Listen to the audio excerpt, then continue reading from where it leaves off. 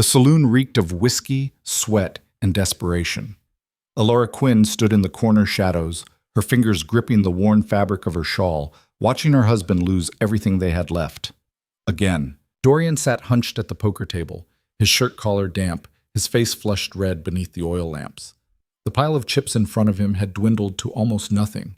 Across from him sat three men, a cattle buyer with gold teeth, a railroad man with cold eyes, and Caleb Vance, a rancher Alara had seen only once before, tall and silent, his face weathered like old leather.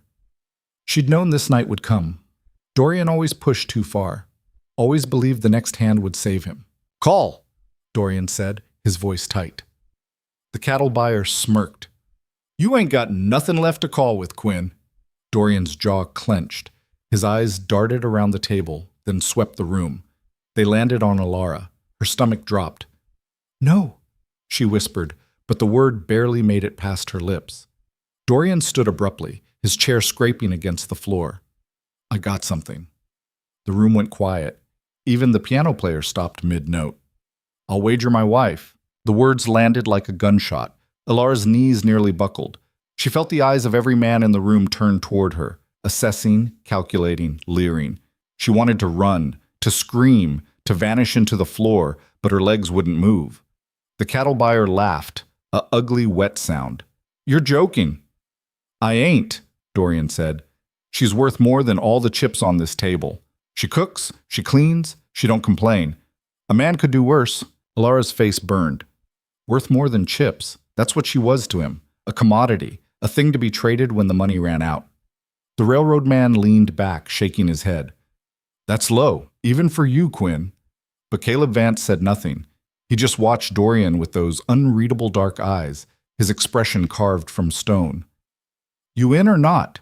Dorian pressed. The cattle buyer tossed his cards down. "I'm out. I don't play for people." The railroad man followed suit. "Same." That left Caleb. He looked at his cards. Then, slowly, deliberately, he looked at Alara. She wanted to disappear, wanted to be anywhere but here, under the weight of that gaze. But something in his eyes wasn't like the others. There was no hunger there, no greed, just something heavy and tired and sad. "You really gonna do this?" Caleb asked Dorian, his voice low and rough. "I'm all in," Dorian said. "You calling or folding?" Caleb's jaw tightened. For a moment, Alara thought he might walk away, thought he might be the one decent man in the room. Then he pushed his entire stack of chips forward. "I call." Alara's breath caught. Dorian laid down his cards with a grin. "Full house, kings over tens." The grin died as Caleb spread his hand across the table. "4 jacks." The room erupted. Men shouted, chairs scraped, someone whistled. Dorian went white, his mouth opening and closing like a landed fish. Caleb stood, his movements slow and deliberate. He walked toward Alara, and she backed against the wall, her heart pounding so hard she thought it might crack her ribs. He stopped a few feet away. Up close, she could see the lines around his eyes, the scar along his jaw, the way his shoulders carried weight that had nothing to do with muscle. "You got a coat?" he asked quietly. She blinked. "What?" "A coat. It's cold outside." She glanced at Dorian, who was still staring at the cards like they'd betrayed him. "I have a shawl." Caleb nodded. "Get it." She didn't move. "I ain't gonna hurt you," he said, and something in his voice made her believe him. "But we're leaving. Now." Alara's hands trembled as she pulled her shawl tighter. She had nothing else, no bag, no belongings. Everything she'd owned, Dorian had already sold or gambled away. Caleb turned to Dorian. "She got anything here? Clothes? Personal things?" Dorian wouldn't look at him. "She's got what she's wearing." "You're a real piece of work," Caleb said quietly. Then he touched Alara's elbow, gently, like she might break, and guided her toward the door. Outside, the night air hit her like a slap. November in Texas could be brutal, and tonight was no exception. The wind cut through her thin dress, and she shivered hard. Caleb shrugged off his coat and draped it over her shoulders. It smelled like horses and wood smoke and something clean she couldn't name. "Thank you," she whispered. He didn't answer, just walked toward a horse tied at the rail, a big roan mare with kind eyes. "You ever ridden?" he asked. A few times, when I was young. He nodded, then swung up into the saddle with an ease that spoke of a lifetime in the saddle. He held his hand down to her. Alara stared at it. This was the moment she became someone else's property, someone else's problem. But what choice did she have? Go back to Dorian, the man who'd just bet her like a hand of cards? She took Caleb's hand. His grip was firm, calloused, and he pulled her up behind him like she weighed nothing. Hold on, he said. She wrapped her arms around his waist, feeling the solid warmth of him through his shirt. The horse moved beneath them, and then they were riding through the dark streets of town, past the dim lights of the storefronts and the saloons and the church, with its white steeple pointing up at the stars. Alara didn't look back. They rode in silence for what felt like hours.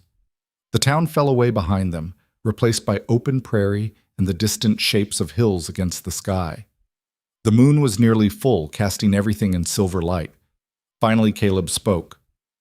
You got family? People who'd take you in? Alara's throat tightened. No. Friends? No. Anywhere you want to go? She thought about it. Thought about the life she'd had before Dorian. A girl in St. Louis, working in her aunt's dress shop, dreaming of something bigger. Then Dorian had walked in with his easy smile and smooth words, and she'd been fool enough to believe them. No, she said again, and hated how small her voice sounded. Caleb was quiet for a moment. Then I guess you're coming with me.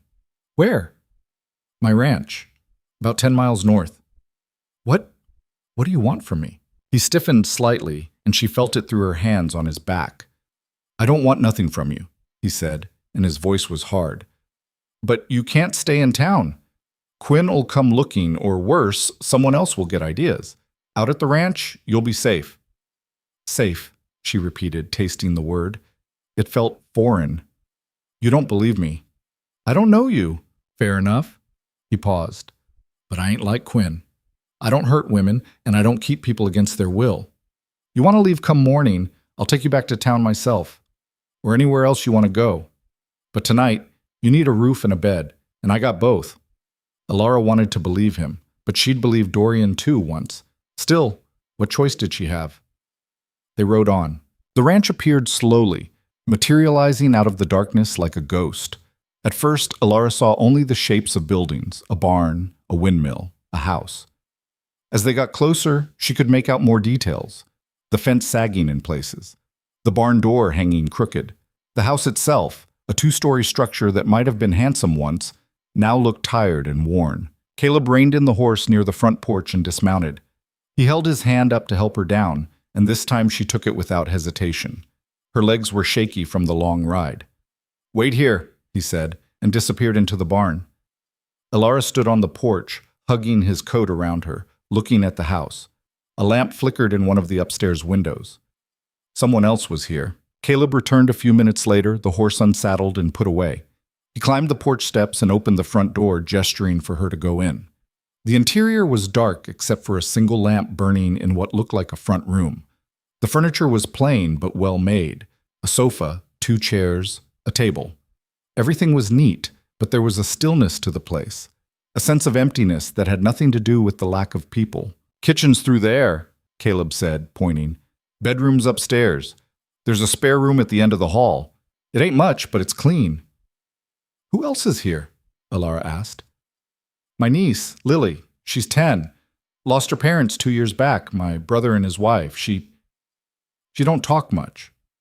There was something in his voice, a careful weight, like he was walking on broken glass. I'll try not to disturb her, Alara said. Caleb nodded. You hungry? She realized she was. She hadn't eaten since early afternoon. Yes.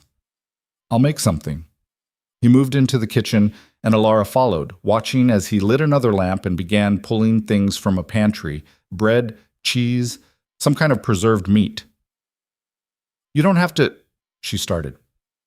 I know. He worked in silence, slicing the bread with a knife that looked sharp enough to shave with. His movements were efficient, economical. A man used to doing things himself. He set a plate in front of her, then poured 2 cups of water from a pitcher. Thank you, she said. He sat down across from her but didn't eat, just watched her with those dark, unreadable eyes. Alara took a bite of bread. It was good, dense and hearty. She hadn't realized how hungry she was until the food hit her stomach. "Why did you do it?" she asked suddenly. Caleb's expression didn't change. "Do what?" "Call the bet. You could have folded. Let someone else—" She couldn't finish the sentence. He was quiet for a long moment. "Because if I didn't, one of those other bastards would have, and I know what kind of men they are." "And you're different?" "I'd like to think so." He leaned back in his chair. "Look, I ain't gonna pretend this situation is normal or right. It ain't. What your husband did—" He stopped, shook his head. "But you're here now, and I'm offering you a choice. Stay as long as you need. Leave when you want. No strings, no expectations." Alara studied his face, looking for the lie. But she didn't see one. "Why?" she asked. "Why would you do that for a stranger?" His jaw tightened. "Let's just say I know what it's like to be trapped in something you didn't choose." There was a story there, buried deep. But she didn't push. "I don't even know how to—" She gestured helplessly. "What am I supposed to do here?" "Whatever you want," Caleb said. "If you want to help around the place, that's fine. If you want to keep to yourself, that's fine too. This ranch is falling apart anyway. One more person ain't going to make a difference." "Falling apart?" He shrugged. "I can't keep up with it all. Used to be my brother helped run things. Now it's just me and Lily, and she's—" He trailed off.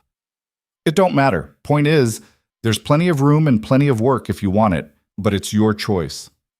That word again, choice. Alara finished her food in silence, her mind racing. She was exhausted, terrified, and somehow standing in the kitchen of a stranger's ranch in the middle of nowhere, Texas. Nothing about this made sense, and yet, for the first time in years, she wasn't being told what to do.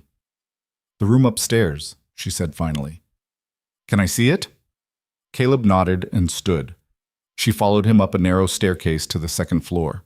There were 4 doors, 3 closed, 1 open. He led her to the open one. The room was small but clean, a bed with a quilted coverlet, a dresser, a window that looked out over dark fields.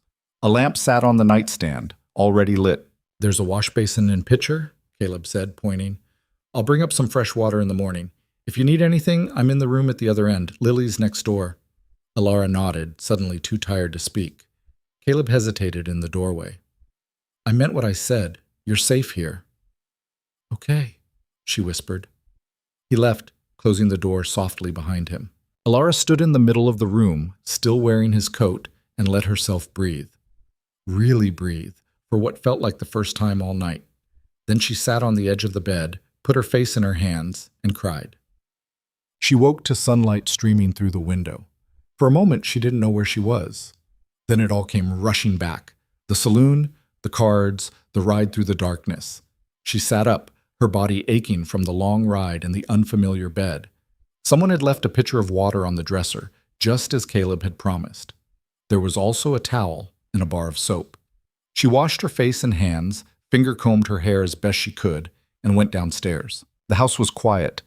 She found the kitchen empty, the morning sun making the plain furniture look less stark.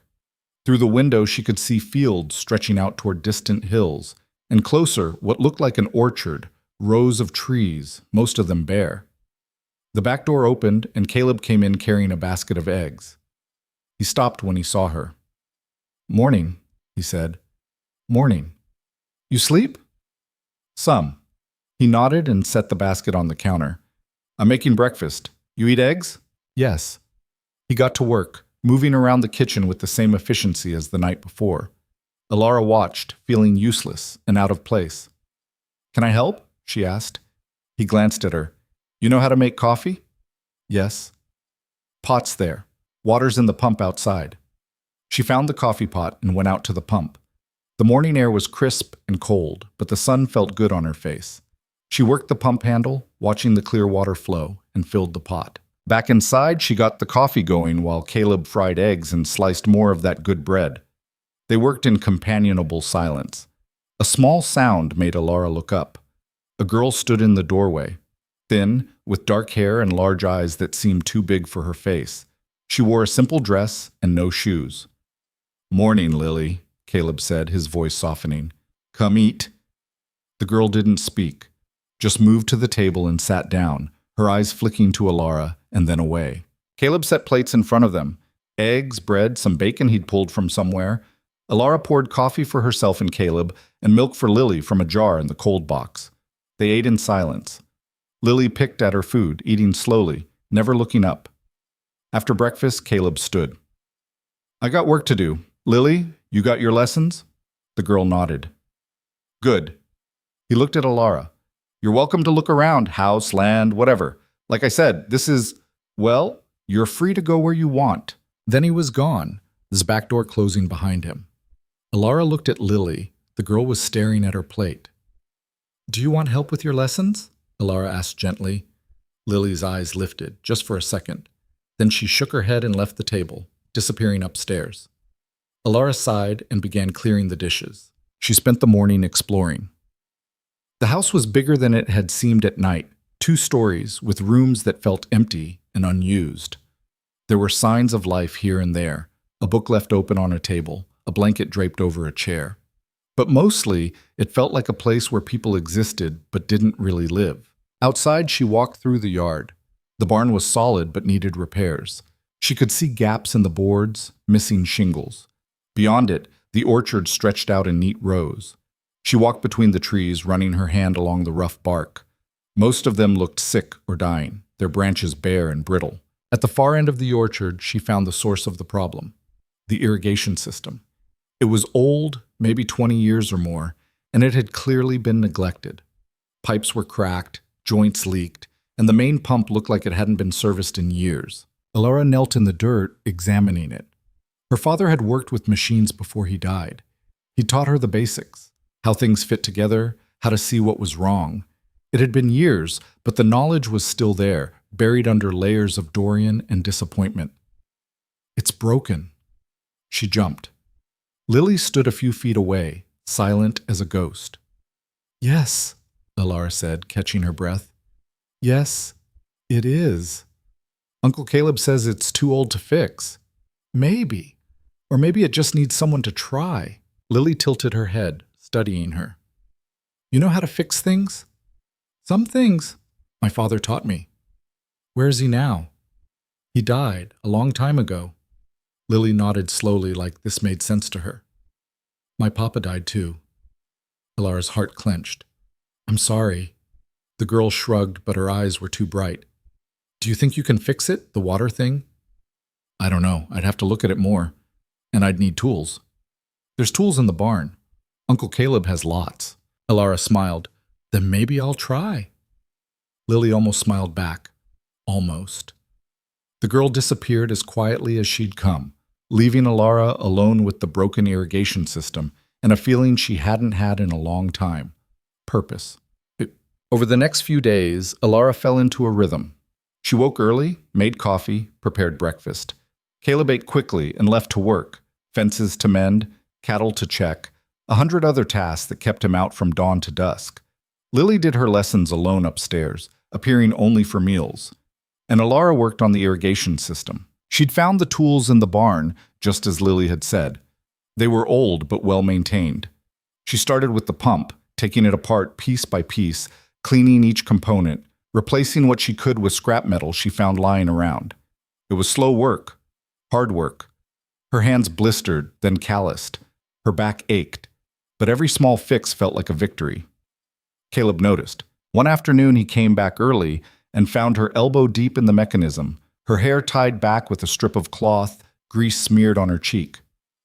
"You fixing that?" he asked. "Trying to." He crouched beside her, examining her work. "Where'd you learn this?" "My father. He worked on machines in St. Louis.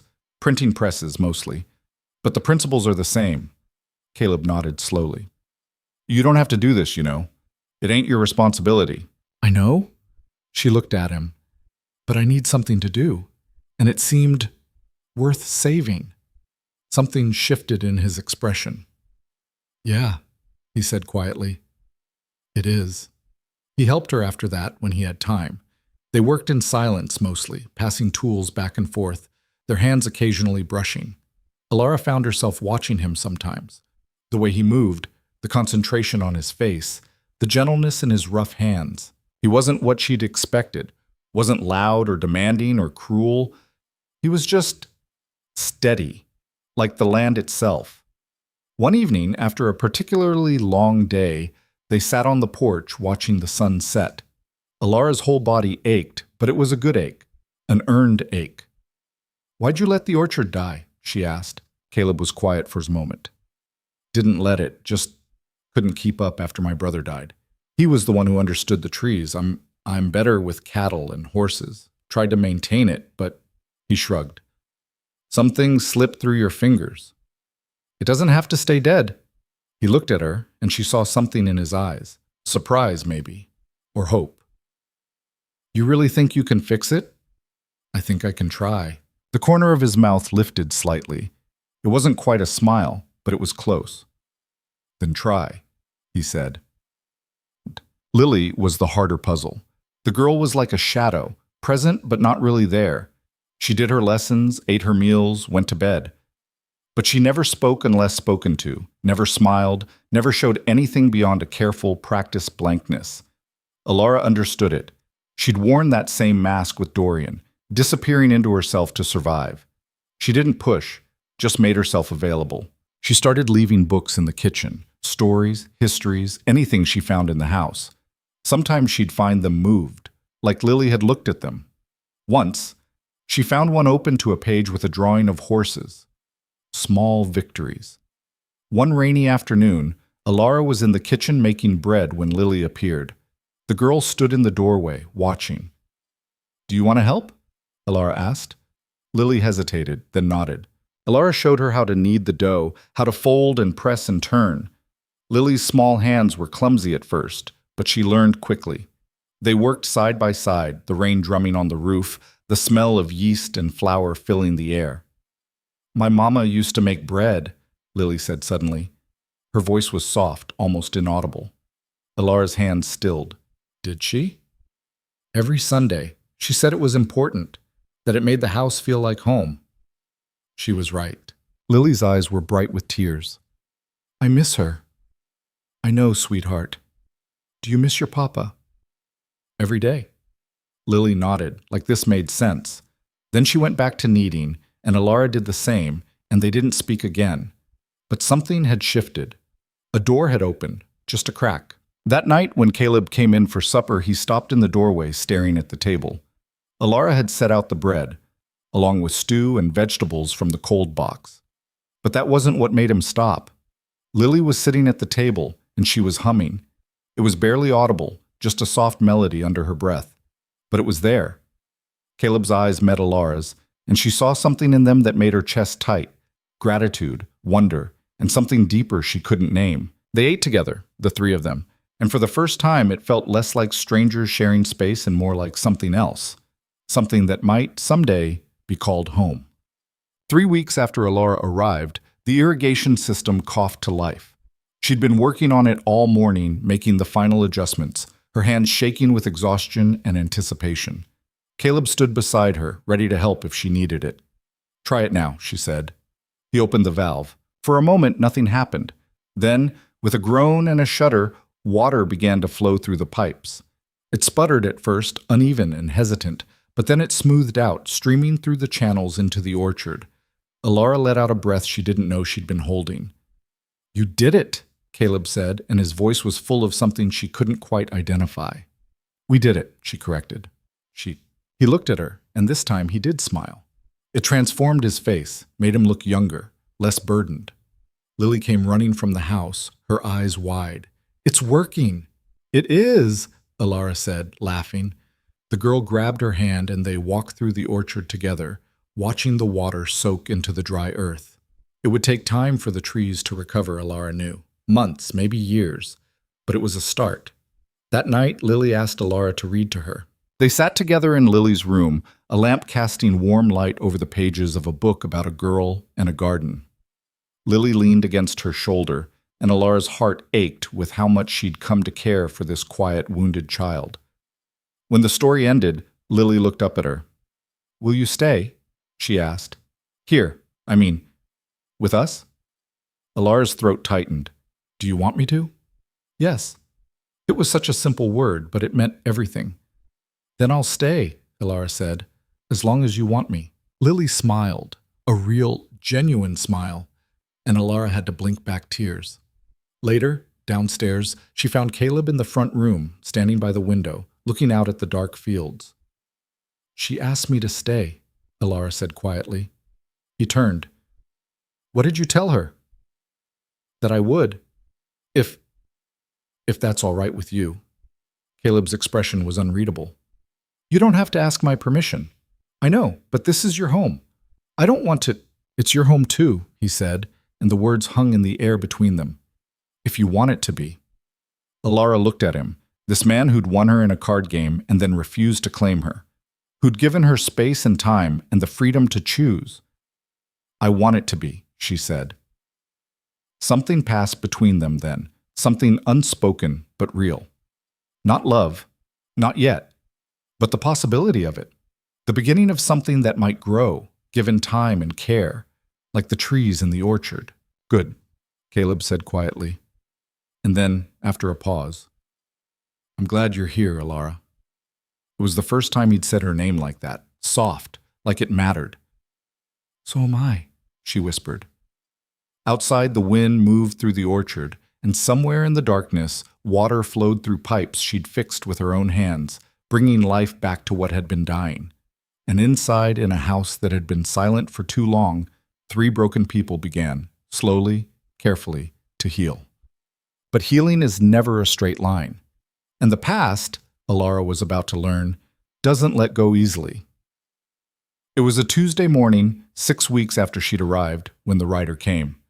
Alara was in the orchard, checking the trees for signs of new growth, when she heard hoofbeats.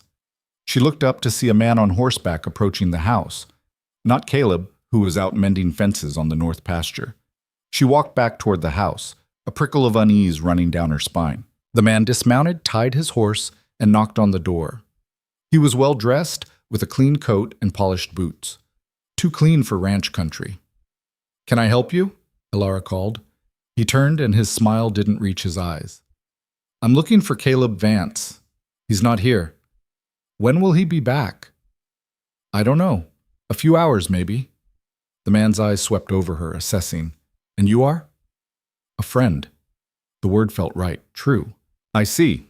He tipped his hat. "Tell Mr. Vance that James Porter stopped by.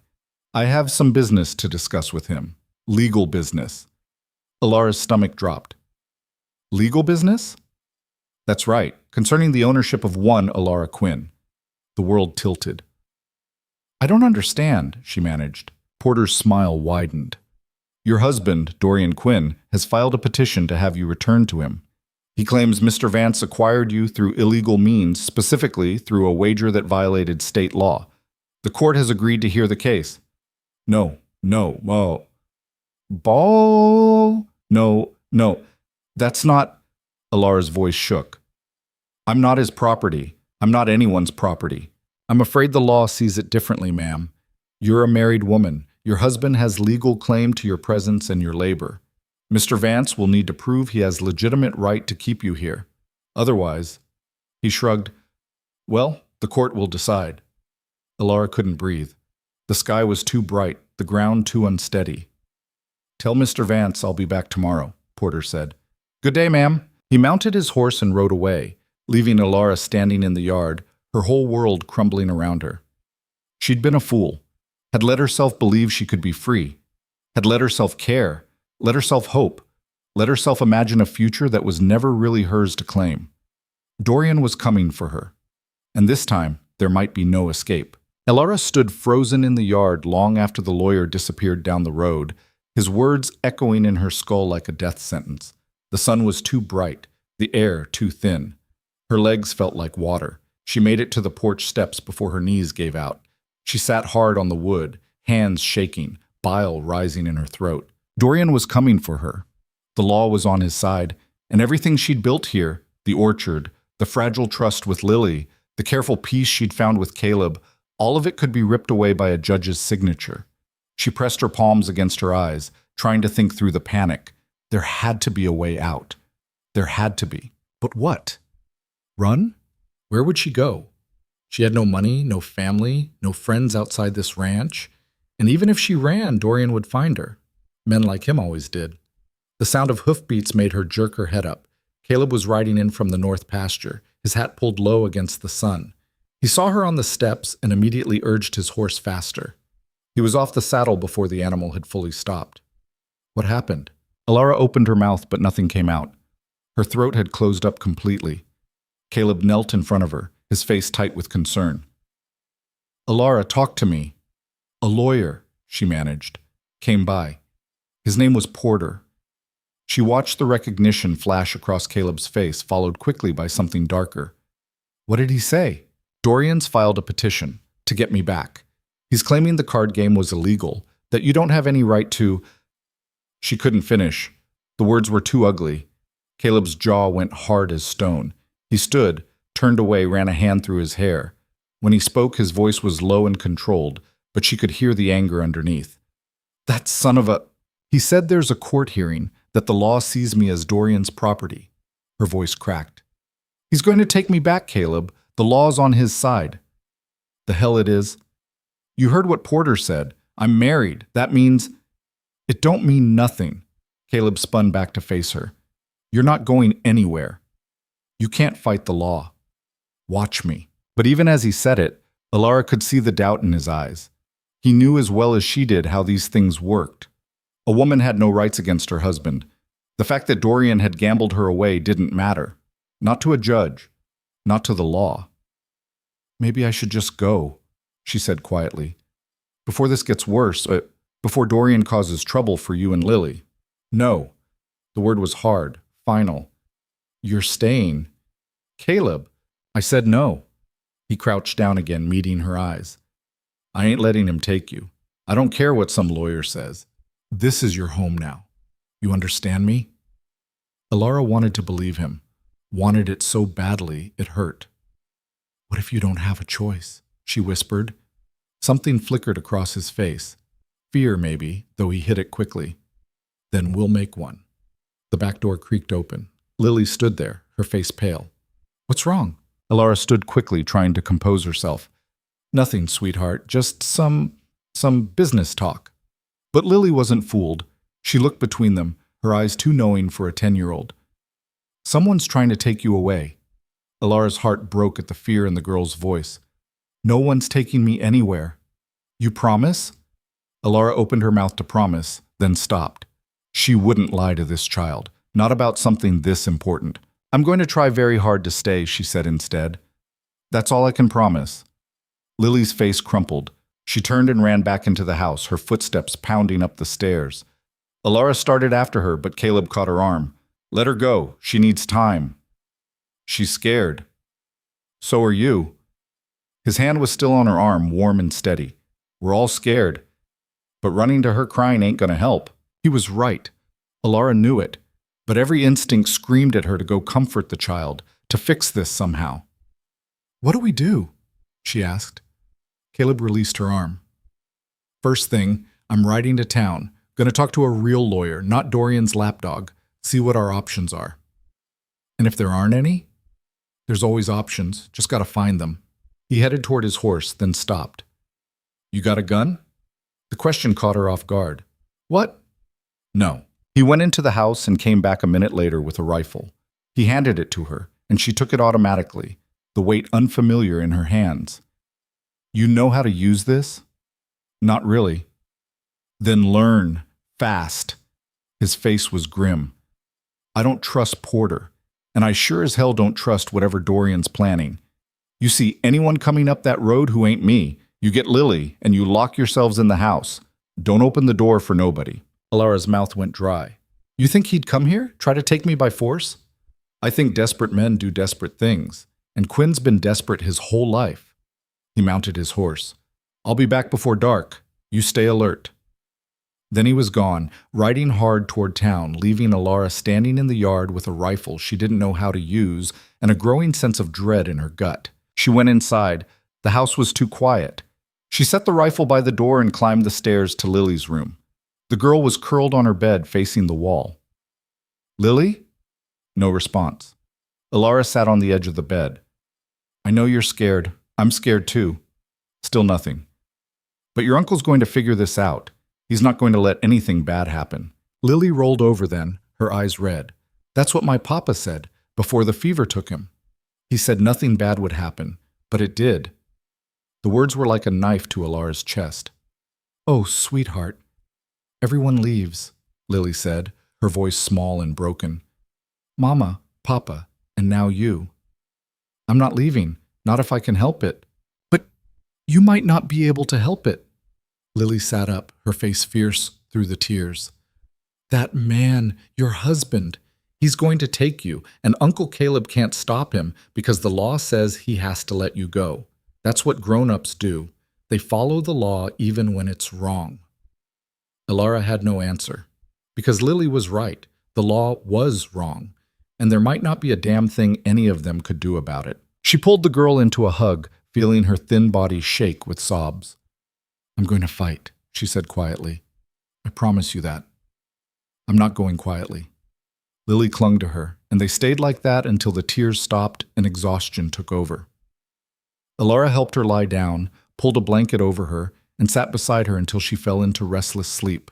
Then she went downstairs, picked up the rifle, and tried to figure out how the hell to use it. The afternoon crawled by. Alara practiced loading and unloading the rifle until her hands stopped shaking. She made dinner, stew that no one would eat, and watched the road through the kitchen window. Every shadow looked like a threat. Every sound made her jump. When the sun started to set and Caleb still hadn't returned, her anxiety turned to full-blown fear. What if something had happened to him? What if Dorian had found him in town, started a fight? She was about to saddle a horse and go looking when she finally saw him coming up the road. Relief flooded through her, so intense it made her dizzy. He dismounted slowly, his movements heavy with exhaustion. His face told her everything she needed to know before he even opened his mouth. It's bad, he said. They sat at the kitchen table. Caleb pulled off his hat, ran a hand through his hair. I talked to Samuel Green, best lawyer in 3 counties. He says the law is pretty clear. A wife belongs to her husband unless there's proof of extreme cruelty or abandonment, and even then, it's an uphill fight. Dorian gambled me away, Alara said. Doesn't that count as abandonment? In any sane world, yeah. But the law don't see it that way. Green says a judge will likely rule that the card game was illegal, which means it's void, which means you're still legally Quins. Alara's hands clenched on the table. So that's it? I just have to go back to him? No. Caleb's voice was hard. There's another option. It ain't pretty, but it's there. What? He looked at her, and she saw something in his eyes that made her breath catch. We get married. The words hung in the air between them. What? Alara whispered. If you're married to me, you ain't married to him. Legal's legal. He can't claim you if you're already claimed by someone else. But I am married to him. You can't just... You can if he ain't your legal husband. Green says we got grounds to argue that the marriage was fraudulent, that Quinn misrepresented himself, coerced you, something. It's a long shot, but if we file fast, we can get the marriage annulled before Dorian's petition goes through. Alara stared at him. You'd do that? Marry me? Just to keep me away from Dorian? Ain't just anything about it. Caleb leaned forward. Look, I know this ain't how anyone wants to start a marriage, but it'll be legal. It'll protect you. And it don't have to be, He stumbled over the words. We can make it whatever you want it to be, a marriage in name only if that's what you need. No expectations. No... Why? Alara interrupted. Why would you tie yourself to me like that? You barely know me. I know enough. His voice was quiet, but certain. I know you fixed my irrigation system when you didn't have to. I know you brought my niece back to life when I'd given up hope. I know you're the bravest person I've ever met, and I ain't about to let some bastard like Quinn drag you back into hell. Alara's eyes burned. Caleb, I ain't asking you to love me, he said. I ain't even asking you to stay forever if you don't want to. I'm just asking you to let me protect you the only way the law will allow, by making you mine on paper. That's insane. Maybe. But it's what we got. Alara stood, paced to the window. Her mind was racing. Marriage to Caleb, a legal bond that would cut her ties to Dorian forever. It was crazy. It was reckless. It was also the only way out she had. What about Lily? She asked. What will she think? She'll understand. And if we're being honest, she already sees you as family. This would just make it official. Alara turned to face him. And what do you see me as? Caleb stood too, He crossed the room slowly, stopping a few feet from her. I see you as the woman who saved my ranch, who saved my niece, who might, if I'm real lucky, save me too. Her breath caught. Caleb, I ain't good with words, he said, and I ain't going to stand here and make promises I don't know if I can keep. But I can promise you this. If you marry me, I'll spend every day making sure you never regret it. You'll be safe, you'll be free, and you'll be treated like you matter, because you do. Alara's vision blurred with tears. No one had ever spoken to her like that. Like she was worth something. Like she was more than just a burden or a possession. This is crazy, she whispered. Yeah, we could both end up regretting it. Could. But it might work. Might. She laughed, a shaky, desperate sound. You're not making a very good case. The corner of his mouth lifted. Ain't trying to sell you something you don't want. Just laying out the truth. Alara looked at him. Really looked. At the lines around his eyes, the scar on his jaw, the way he stood like he was ready to face down the world if he had to. He was offering her a life raft in the middle of a storm. It wasn't perfect. It wasn't what she'd dreamed of as a girl, but it was real, and it was a choice. Okay, she said. Caleb blinked. Okay? Yes, I'll marry you. Something shifted in his expression, relief maybe, or something deeper. You sure? No, but I'm doing it anyway. He nodded slowly. We'll ride to town tomorrow. Green says he can rush the annulment paperwork and get us married same day if we pay extra. We do it fast before Porter or Quinn can file an injunction. And if they do, then we fight. Together. Together. The words settled into her chest, warm and solid. I should tell Lily, Alara said. I'll come with you. They went upstairs together. Lily was awake, sitting on her bed with a book she wasn't reading. We need to talk to you about something, Caleb said gently. Lily looked between them, her expression wary. What? Caleb glanced at Alara, and she nodded. This had to come from both of them. Alara and I are getting married, Caleb said. Tomorrow. Lily's eyes went wide. Married? It's to protect her, Alara said quickly. From my husband, my old husband. If I'm married to your uncle, Dorian can't take me away. Lily processed this, her face serious. So you'll stay? For real? For real. And you'll be my aunt? Alara hadn't thought of it that way, but hearing Lily say it made something inside her chest crack open. Yes, if you want me to be. Lily was off the bed in a flash, throwing her arms around Alara's waist. I want you to be. Alara held her tight, meeting Caleb's eyes over the girl's head. His expression was soft, vulnerable in a way she'd never seen before. Then it's settled, he said quietly. We'll all be a family. That night, Alara couldn't sleep. She lay in bed, staring at the ceiling, trying to process what she'd agreed to. Tomorrow she'd marry Caleb Vance, a man she'd known for less than 2 months, a man who'd won her in a card game and then refused to claim her, until now. But this was different. This was her choice, her decision. She thought about Dorian, about the years she'd spent trapped in a marriage built on lies and broken promises. She'd been so young when she'd married him, so naive. She'd believed his charm, his assurances that he'd take care of her. Instead, he'd taken everything. But Caleb had given her space, given her freedom, given her the chance to rebuild herself piece by piece. And now he was giving her his name. A soft knock on the door made her sit up. Come in. Caleb opened the door a crack. You awake? Yeah. He stepped inside, staying near the door. Just wanted to make sure you're really okay with this. Tomorrow, I mean. It ain't too late to change your mind. I'm not changing my mind. Good. He hesitated. I also wanted to say, I meant what I said earlier, about expectations. This marriage, it can be whatever you want it to be. I ain't gonna push for nothing you ain't ready to give. Alara studied him in the dim light from the hallway.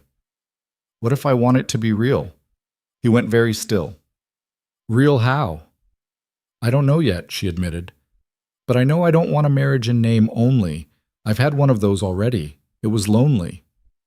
Caleb crossed the room slowly and sat on the edge of her bed, careful to keep distance between them. I don't want you to be lonely. Then we figure it out together. Take it slow. See what happens. Yeah, he said softly. We can do that. They sat in silence for a moment, the weight of what they were about to do settling over them. You scared? Elara asked. Terrified. She laughed quietly. Me too. Good, Caleb said. Means we're both paying attention. He stood to leave and Elara caught his hand. He looked down at their joined fingers, then at her face. Thank you, she said. For this. For everything. You don't gotta thank me. Yes, I do. He squeezed her hand gently, then let go. Get some sleep. Tomorrow's gonna be a long day. After he left, Elara lay back down. This time, when she closed her eyes, she felt something she hadn't felt in years. Peace. They left at dawn, the three of them packed into the wagon. Caleb driving, Elara beside him, Lily in the back. The girl had insisted on coming, and neither of them had the heart to say no. The ride to town took 3 hours. They didn't talk much. Lily dozed against a pile of blankets. Caleb kept his eyes on the road, his jaw tight with tension. Elara watched the landscape roll by and tried not to think about what would happen if this didn't work. When they reached town, Caleb drove straight to Samuel Green's office. The lawyer was waiting for them, papers already prepared. You sure about this? Green asked, looking between them. We're sure, Caleb said. All right then, let's get started. The legal process was dry and bureaucratic. Green walked them through the annulment petition, pages of legal language about fraud and coercion and lack of consent. Elara signed where he told her to sign, each stroke of the pen feeling like another chain breaking. This goes before Judge Harrison this afternoon, Green said. If he approves it, your marriage to Quinn is void. Then we can move forward with the new marriage license. And if he doesn't approve it? Elara asked. Green's expression was grave. Then we've got a fight on our hands. They left his office and walked to the courthouse. It was a Saturday, but Green had pulled strings to get the judge to hear the case. They waited in a hallway while Green presented the petition. Lily sat between them, swinging her legs. Are you nervous? Yes, Elara said honestly. Uncle Caleb, are you nervous? Very, Lily nodded sagely. Mama used to say being nervous means you care about something, so it's okay. Elara reached over and squeezed the girl's hand. Your mama was smart. I know. The door opened. Green gestured them inside. Judge Harrison was an older man with white hair and sharp eyes. He looked at Elara over his spectacles. Mrs. Quinn, I've reviewed your petition. This is a serious claim you're making. Yes, sir. Marriage annulment isn't granted lightly. You understand that? I do. And you're prepared to testify under oath that your marriage to Dorian Quinn was entered into under false pretenses? Elara thought about all the lies Dorian had told her, all the promises he'd broken. Yes, sir, I am. Harrison leaned back in his chair. Tell me about it. How did you meet Mr. Quinn? So Elara told him. About the dress shop in St. Louis, about Dorian's charm, his promises of a good life, about how quickly things had changed after the wedding, the drinking, the gambling, the way he'd spent every penny and then started selling her things to cover his debts. And the night he wagered you in a card game? Harrison asked. I was there, Elara said quietly. He didn't ask my permission, didn't even hesitate, just put me on the table like I was property. Harrison's expression didn't change, but something flickered in his eyes. And Mr. Vance here, he won that game? Yes, sir. And what has your arrangement been since then? Caleb spoke up. She's been a guest on my ranch, Your Honor. Free to come and go as she pleases. I ain't made any claims on her. Until now, Harrison said pointedly. Until now, Caleb agreed. Because Quinn's trying to force her back. And I ain't gonna let that happen. Harrison studied them both. The silence stretched out, heavy and suffocating. Finally, he spoke. Mr. Quinn's petition for your return was filed 3 days ago.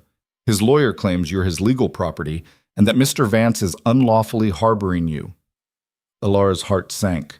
However, Harrison continued, having heard your testimony and reviewed the evidence of Mr. Quinn's behavior, I'm inclined to agree that the marriage was fraudulent. A man who gambles away his wife has broken the fundamental covenant of marriage. Hope flared in Elara's chest. Therefore, I'm granting the annulment. Effective immediately, you are no longer married to Dorian Quinn. Elara's legs went weak. Caleb's hand found her elbow, steadying her. Thank you, she whispered. Harrison wasn't done. However, be aware that Mr. Quinn will likely appeal this decision. And if you're unmarried when that happens, you could be vulnerable to his claims. My advice? Whatever you're planning to do next, do it quickly. Green stepped forward. We have a marriage license ready to file, Your Honor. Mr. Vance and Miss Quinn wish to marry today. Harrison raised an eyebrow. Today? Yes, sir. The judge looked at Alara. This is what you want? Yes. You understand you're trading one husband for another mighty quick? It's not the same, Alara said firmly. This time, it's my choice. Something in Harrison's face softened. All right then. I can perform the ceremony here if you'd like. Save you a trip to the church. 15 minutes later, Alara stood beside Caleb in the judge's chambers, Lily between them, and listened as Harrison read through the marriage vows. Do you, Caleb Vance, take this woman to be your lawfully wedded wife? I do, Caleb said, his voice steady. And do you, Alara Quinn, take this man to be your lawfully wedded husband? Alara looked at Caleb, at the man who'd given her freedom and then asked her to choose him. I do. Then by the power vested in me by the state of Texas, I pronounce you husband and wife. It was done. Alara Quinn was dead. Alara Vance was born. They walked out of the courthouse into bright afternoon sunlight. Lily was chattering excitedly, but Alara barely heard her. She felt lightheaded, unreal, like she might float away. You okay? Caleb asked quietly. I don't know, she admitted. Ask me tomorrow. He smiled, a real smile, warm and genuine. Fair enough. They were halfway to the wagon when a voice stopped them cold. Well, ain't this touching?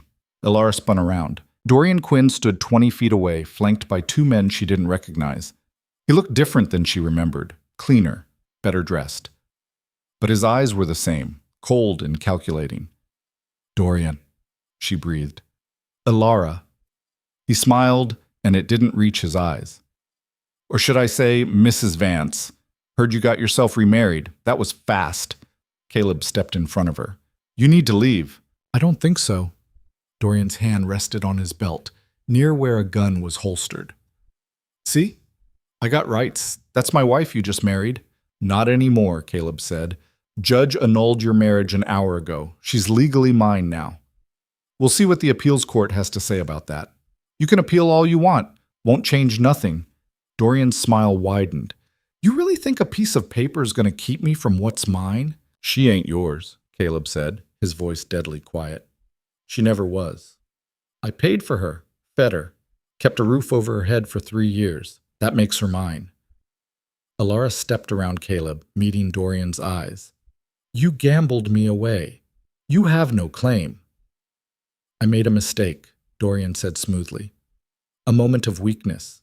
I'm willing to forgive you for running off. Come back now, and we can forget this whole mess. No. His expression darkened. You don't got a choice, Alara. You're my wife.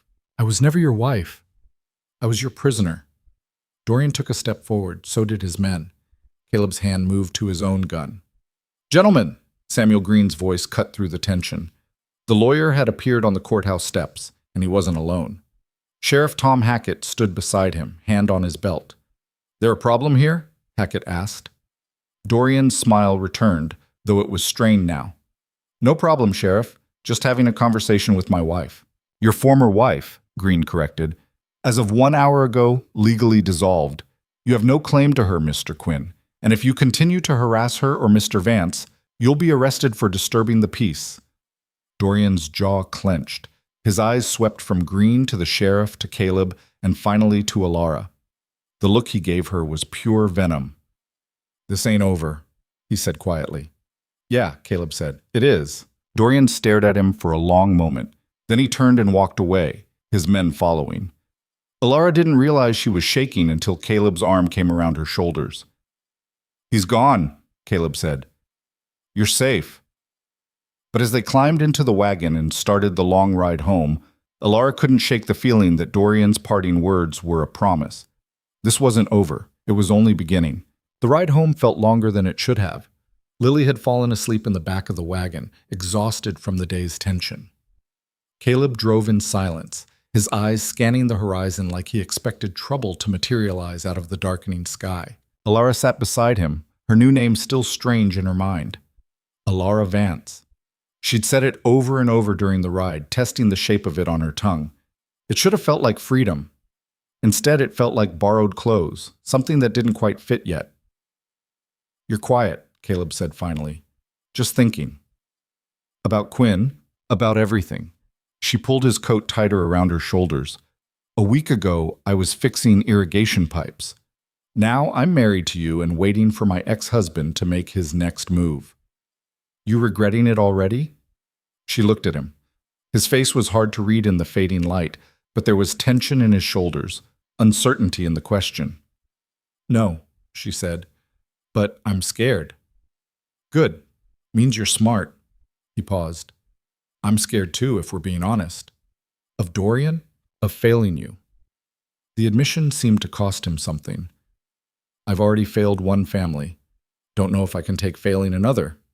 Alara thought about Lily, about the grief that still clung to the girl like a shadow. "You haven't failed her. She's still here, still fighting. Because of you. Because of both of us." They lapsed into silence again. The ranch appeared on the horizon just as the sun dipped below the hills, painting everything in shades of orange and red. Home. The word settled into Alara's chest with a weight she hadn't expected. Caleb carried Lily inside and put her to bed without waking her. Alara started a fire in the stove, more for the comfort than the warmth. Her hands were shaking again, the adrenaline from the confrontation with Dorian finally catching up to her. When Caleb came back downstairs, he found her standing by the window, staring out at the dark orchard. "You should eat something," he said. "I'm not hungry." "Neither am I." He moved to stand beside her. "But we should probably try anyway." They made a half-hearted attempt at dinner. Bread, cheese, some cold chicken from yesterday. Neither of them ate much. The food tasted like sawdust, and the silence between them had grown heavy with unspoken things. Finally, Caleb pushed his plate away. "We need to talk about what happens next." "I know. Quinn ain't gonna give up. You saw his face." Alara nodded. She'd seen more than his face. She'd seen the calculation in his eyes, the way he'd assessed Caleb and the sheriff, and found them wanting. Dorian always had a plan, always had an angle. "He'll appeal the annulment," she said. "That much is certain. Green says it'll take weeks, maybe months, and even if he wins the appeal, you're married to me now. That complicates things for him legally." "Legally," Alara repeated. But Dorian never cared much about legal when he could go around it. Caleb's jaw tightened. "You think he'll try something? Come after you directly?" "I don't know. Maybe." She turned to face him fully. "He's not a violent man, not usually, but he's desperate. And desperate men do desperate things," Caleb finished. "Yeah, I know." "I'm sorry," Alara said suddenly. "For bringing this to your door. You and Lily, you didn't ask for any of this." "Stop." Caleb's voice was firm. "You didn't bring nothing to my door except life. Before you showed up, this place was dying. I was dying. And Lily," he shook his head. "Don't apologize for existing, Alara. That's what he made you do, ain't it, Quinn? Made you feel like you were a burden just by breathing." The observation hit too close to home. Alara felt tears prick her eyes. "Yes." "Well, you ain't. Not to me, not to Lily." He hesitated, then added quietly, "And if Quinn shows his face on this ranch, he'll regret it." There was steel in his voice, a promise that wasn't empty. Alara believed him, but she also knew that belief and reality didn't always align. "What about the law?" she asked. "If he files more petitions, gets a court order, then we fight it, same as before. But Alara, listen to me." He waited until she met his eyes. "I ain't letting him take you. I don't care what some judge says. You're my wife now. That means something to me." The intensity in his gaze made her breath catch. "Caleb, I know we ain't done this the normal way," he continued. "I know we barely know each other, but this is real to me, the marriage, the vows, all of it, and I protect what's mine." "I'm not property," she said, "but there was no heat in it." "No, you ain't, but you are mine. Same way I'm yours." He took a breath. "That's how marriage works, right? We belong to each other now. Equal partners. Equal partners. The words were so foreign to Alara she almost laughed. In her marriage to Dorian, she'd been less than a partner. Less than a person, most days. I don't know how to do that, she admitted. Be equal. Be partners. Dorian never… She stopped, the words catching in her throat. Caleb's expression softened. Then we learned together, both of us. They stood there in the kitchen, the fire crackling behind them, and Alara felt something shift. Not love, not yet, but the foundation of it, maybe. The possibility. I should turn in, she said finally. It's been a long day. Yeah. Caleb didn't move. Alara, about the sleeping arrangements. We don't have to change anything, she said quickly.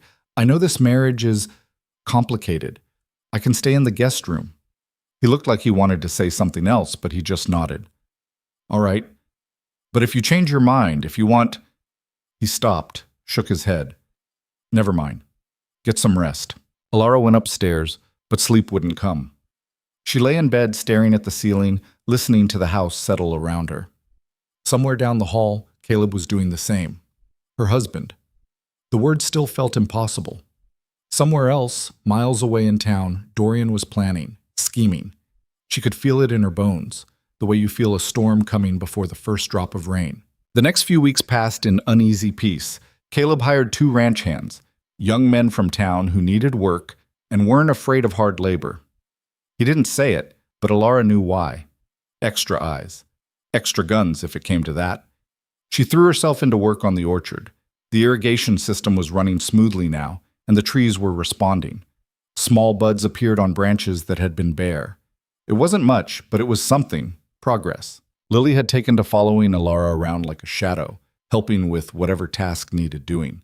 The girl was reading better now, writing full sentences in careful, deliberate script. She'd started talking more too, not constantly, but enough that the silence no longer felt quite so heavy. One afternoon, while they were pruning dead branches from the apple trees, Lily spoke up suddenly. Are you and Uncle Caleb going to have babies? Alara nearly dropped her shears. What? Babies? Lily looked at her matter-of-factly. That's what married people do, right? They have babies. Sometimes, Alara said carefully, but not always. And anyway, we've only been married a few weeks. Mama got pregnant right away, Lily said. She told me once. Said she and Papa didn't waste time. Alara didn't know what to say to that. The thought of having a child with Caleb, of that kind of intimacy, made her face flush hot. They barely touched, barely looked at each other some days. The idea of anything more felt impossibly distant. Your uncle and I are taking things slow, she said finally. Because you're scared? Because we're both figuring things out. Lily seemed to accept this. She went back to pruning, her small hands surprisingly efficient. After a moment, she said, I wouldn't mind. If you had a baby, I think I'd be a good big cousin. Alara's throat tightened. I think you would be too. That evening, she told Caleb about the conversation. He'd come in from working on the north fence, exhausted and covered in dust. They were sitting on the porch, watching the sunset, and Lily was inside practicing her letters. Caleb was quiet for a long moment after she finished. Then he said, She asked you that because she wants it, or because she's worried about losing you? Both, maybe. He nodded slowly. She's been abandoned enough. I don't want her thinking we're going to build something that doesn't include her. I would never… I know, but she don't. Not completely. She's testing, making sure we're solid. Alara looked at him. Are we? Solid, I mean. Caleb turned to meet her eyes. I think we're getting there. Ain't perfect, ain't easy, but we're building something. I can feel it. She could too. It was in the small things, the way they moved around each other in the kitchen without colliding, the way he always made sure there was coffee ready in the morning, the way she left his plate warming by the stove when he worked late. Little acts of consideration that added up to something bigger. About what Lily asked, Caleb said carefully. About babies. Alara's face heated. We don't have to talk about that. I know. But I want you to know there's no pressure. Not from me, not now, not ever. This marriage, it's whatever we make it. And if that means separate rooms in a partnership that's just companionship, then that's fine. And if I want more? The question was out before she could stop it. Caleb went very still. Then we talk about it. When you're ready. If you're ever ready. I might never be, she said honestly. Dorian, he wasn't kind in that way, and I don't know if I can. Hey, Caleb's hand found hers on the porch railing. His touch was warm, gentle. You don't owe me explanations. You don't owe me nothing but honesty. And if you're honest about what you need, I can work with that. Alara looked down at their joined hands. It was the most intimate contact they'd had since the wedding. I don't know what I need. Then we figure it out. Together. One day at a time. One day at a time. She could do that. The letter arrived on a Tuesday morning. Alara was in the kitchen making breakfast when she heard the horse. She looked out the window and saw the same rider who delivered Dorian's first petition, Porter's man. Her stomach dropped. Caleb met him at the door. Alara watched through the window as they spoke, saw the rider hand over an envelope, saw Caleb's face go hard as stone. When he came back inside, he was holding the letter like it might bite him. It's from Quinn's lawyer, he said. Alara's hands went cold. What does it say? Caleb broke the seal and read quickly, his jaw tightening with each line. Finally, he looked up. He's filed an appeal. Says the annulment was granted under false testimony. Says you misrepresented the circumstances of your marriage. That's a lie. I know. But he's got 3 witnesses who'll testify you were happy with Quinn, that you never complained about mistreatment, that you left of your own free will after the card game. Alara felt sick. Who? Don't know, but I'm guessing he paid them well. Can he do that? Just buy testimony? Caleb's laugh was bitter. He's got money now, apparently. Cleaned himself up, got new clothes, hired a fancy lawyer. Someone's bankrolling him. But who would... Alara stopped. Of course. There were men in town who'd lost money to Caleb over the years. Men who'd resent him winning her, resent him having something they wanted. It's not about me, is it? It's about you. Maybe. Or maybe Quinn really does want you back. Caleb set the letter down. Either way, we got a court date. 3 weeks from now. 3 weeks. It felt like forever and no time at all. What do we do? Alara asked. We get our own witnesses, people who can testify to Quinn's character, or lack of it. Caleb ran a hand through his hair. And we pray the judge sees through his act. Over the next 2 weeks, they prepared. Green helped them build a case, finding people who'd seen Dorian drunk and gambling, who'd witnessed his treatment of Alara during their marriage. It wasn't many. Most people had looked the other way, but there were a few. The woman who ran the boarding house where they'd lived for a time. A shopkeeper who'd seen the bruise on Alara's arm once and asked questions Dorian had deflected. A bartender who'd heard Dorian call her his property more than once. It would have to be enough. The night before the hearing, Alara couldn't sleep. She paced her room, her mind spinning through every possible outcome. What if the judge ruled in Dorian's favor? What if the annulment was reversed? Would she have to go back? Would they force her? A soft knock on her door made her jump. It's me, Caleb's voice came through the wood. She opened the door. He stood in the hallway, barefoot and wearing only his undershirt and trousers. His hair was mussed like he'd been running his hands through it. Can't sleep either? She asked. No? They stood there for a moment, neither quite knowing what to say. Can I come in? Caleb asked. Just to talk. I'll leave the door open. Alara stepped back, letting him enter. He sat in the chair by the window, and she sat on the edge of the bed. I keep thinking about tomorrow, she said, about all the ways it could go wrong. Me too. What if we lose? Caleb was quiet for a moment. Then we figure out the next step. But Alara, I want you to know, no matter what that judge says tomorrow, you ain't going back to Quinn, not while I'm breathing. That's not a plan, Caleb. That's a fantasy. Maybe, but it's all I got. He leaned forward, elbows on his knees. I ain't an educated man. I don't know fancy words or legal strategies, but I know right from wrong. And giving you back to a man who treated you like dirt, that's wrong. So if the law says different, then the law can go to hell. You could go to jail. Rather be in jail than live knowing I let him take you. The fierceness in his voice made Alara's eyes burn. Why? Why does this matter so much to you? Caleb looked at her, and in the dim lamplight his face was open in a way she'd never seen. Because you're the first good thing that's happened to this ranch in years. Because Lily smiles now, and that's because of you. Because when I wake up in the morning, I got a reason to get out of bed that ain't just obligation. Caleb, and because somewhere along the way, I stopped thinking of you as the woman I won in a card game and started thinking of you as my wife, my actual wife. And that means something to me. Alara couldn't breathe. The air in the room had gone thick, heavy with words they'd both been avoiding. I don't know if I can be what you need, she whispered. You already are. I'm broken, Caleb. Dorian, She stopped, the old shame rising up. He broke something in me, and I don't know if it can be fixed. Caleb stood and crossed to her. He knelt in front of the bed, eye level with her. Listen to me. You ain't broken. You're healing. There's a difference. You don't know. I know you rebuilt an irrigation system from scraps. I know you taught a traumatized little girl to read and laugh again. I know you stand up straight when you used to hunch your shoulders, and I know you look me in the eye now when you talk. His hand came up, hovering near her face, but not touching. That ain't broken. That's strong. Stronger than most people I've ever met. A tear slipped down Alara's cheek. I'm so scared. I know. But you don't have to be scared alone. Not anymore. His hand finally made contact, his thumb brushing away the tear. The touch was gentle, reverent. Alara closed her eyes, leaning into it despite herself. Stay, she whispered. Tonight.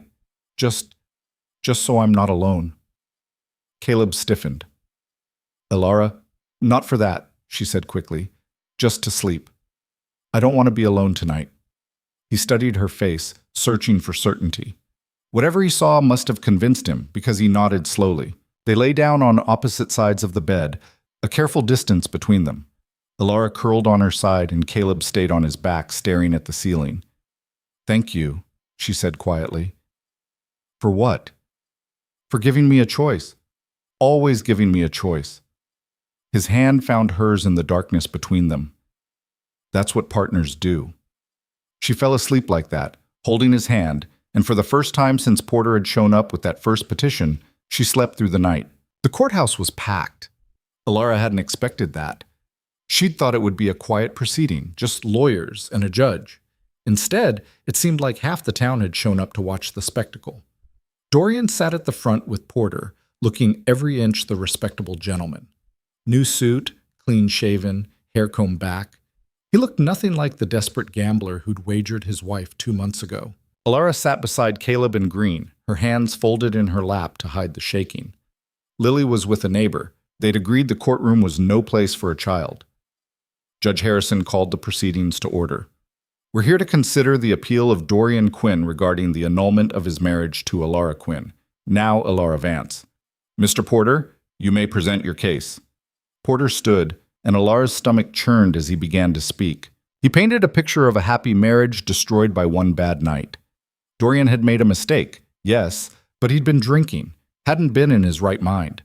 He'd spent the last 2 months sober, working to rebuild his life, desperate to make amends to the wife he loved. It was such a complete fabrication that Alara almost laughed. Almost. Then Porter called his witnesses. The first was a woman Alara barely recognized, someone who'd lived in their building in St. Louis. She testified that Alara had seemed happy, that she'd never heard any fights, never seen any signs of distress. The second was a man from the saloon where Dorian had gambled. He claimed Alara had been there willingly that night, that she'd been smiling, that the whole thing had seemed consensual. Lies. All of it lies. But they sounded believable. That was the worst part. Finally, Porter called Dorian himself to the stand. Alara watched her ex-husband swear to tell the truth, watched him settle into the witness chair with the ease of a man who'd rehearsed every word. Mr. Quinn, Porter began, can you describe your marriage to Alara? It was good, Dorian said, his voice steady. We had our struggles, like any couple. Money was tight sometimes, but I loved her, still do. And the night of the card game? Dorian's face fell into practiced remorse. I was drunk. Stupid. I made a terrible mistake and I've regretted it every day since. I never meant to hurt her. Have you tried to contact her since she left? Of course, I want her back. I want to make things right. And if the court allows it, what would you do differently? Everything. Dorian looked right at Alara, his eyes pleading. I'd be the husband she deserves. I'd take care of her, protect her. I've changed, Alara. I swear to you, I've changed. The performance was flawless. Even Alara, who knew every lie that fell from his lips, felt a flicker of doubt. What if he had changed? What if... No. She crushed the thought immediately. Dorian hadn't changed. Men like him never did. This was just another game. Another con. Green stood for cross-examination. Mr. Quinn, you say you loved your wife. Is that why you gambled her away? I was drunk. You were sober enough to play poker, sober enough to count cards, but too drunk to know wagering a human being was wrong? Dorian's jaw tightened. I made a mistake. A mistake you're now trying to correct by forcing her to return to you against her will? It's not against her will. She's my wife. She belongs with me. She annulled the marriage. Legally, she's not your wife anymore. Because she was coerced, Dorian shot back. Vance manipulated her, took advantage of her when she was vulnerable. Is that so? Green pulled out a paper. I have testimony here from Mrs. Sarah Jennings, who runs the boarding house where you and Mrs. Vance, lived for 18 months. She states that on multiple occasions she witnessed you verbally abusing your wife, calling her names, belittling her. Does that sound like a loving husband to you? Dorian's face flushed. That woman's lying. I also have testimony from Tom Barnes, a shopkeeper, who says he once saw bruises on Mrs. Vance's arms.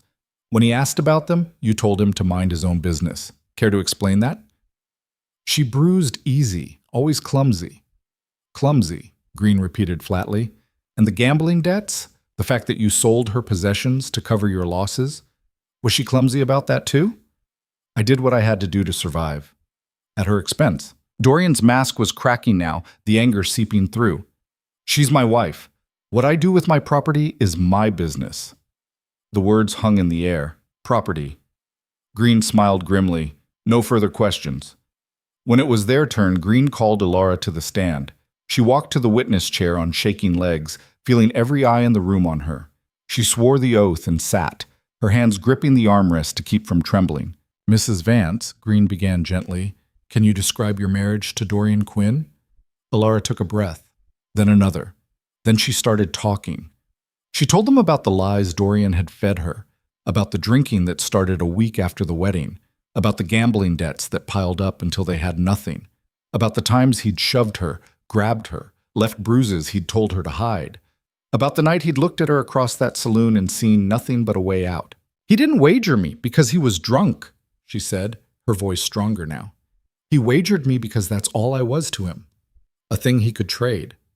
And when Mr. Vance won, I thought it would be the same, but it wasn't. How was it different? Green asked. He gave me a choice, Alara said simply. That first night he told me I could leave whenever I wanted. No strings, no obligations. He treated me like a person, not property. And when Dorian came back and tried to take me, Caleb protected me. Not because he owned me, but because he respected me. She looked at Caleb then, sitting at the table. His eyes were fixed on her, steady and sure. That's the difference, she said. Dorian thinks love is ownership. Caleb knows it's freedom. When she stepped down, Dorian was staring at her with such hatred she felt it like a physical blow. But she held her head high as she walked back to her seat. Judge Harrison called for closing arguments. Porter painted Dorian as a reformed man seeking redemption. Green painted him as an abuser trying to reclaim his victim. Then Harrison retired to his chambers to deliberate. The wait was agony. An hour passed. Then 2. Alara sat between Caleb and Green, her nails digging into her palms. Caleb's hand found hers under the table, and she gripped it like a lifeline. Finally, Harrison returned. The courtroom fell silent. I've reviewed all the testimony and evidence presented today, Harrison began. This is not a simple case. On one hand, we have a man claiming he's changed and wants to save his marriage. On the other, we have a woman claiming abuse and seeking freedom. Alara's heart hammered against her ribs. However, Harrison continued, the evidence of Mr. Quinn's past behavior is substantial. More importantly, Mrs. Vance's testimony was credible and consistent. She has clearly stated her desire to be free of this marriage and has legally remarried another man. Hope flickered in Alara's chest. Therefore, I am denying Mr. Quinn's appeal. The annulment stands. Alara Vance is legally married to Caleb Vance, and Dorian Quinn has no claim to her whatsoever. The gavel came down. Alara couldn't breathe, couldn't think. The room spun. Then Caleb's arms were around her, and she was crying into his shoulder, and he was saying, "It's over, you're safe."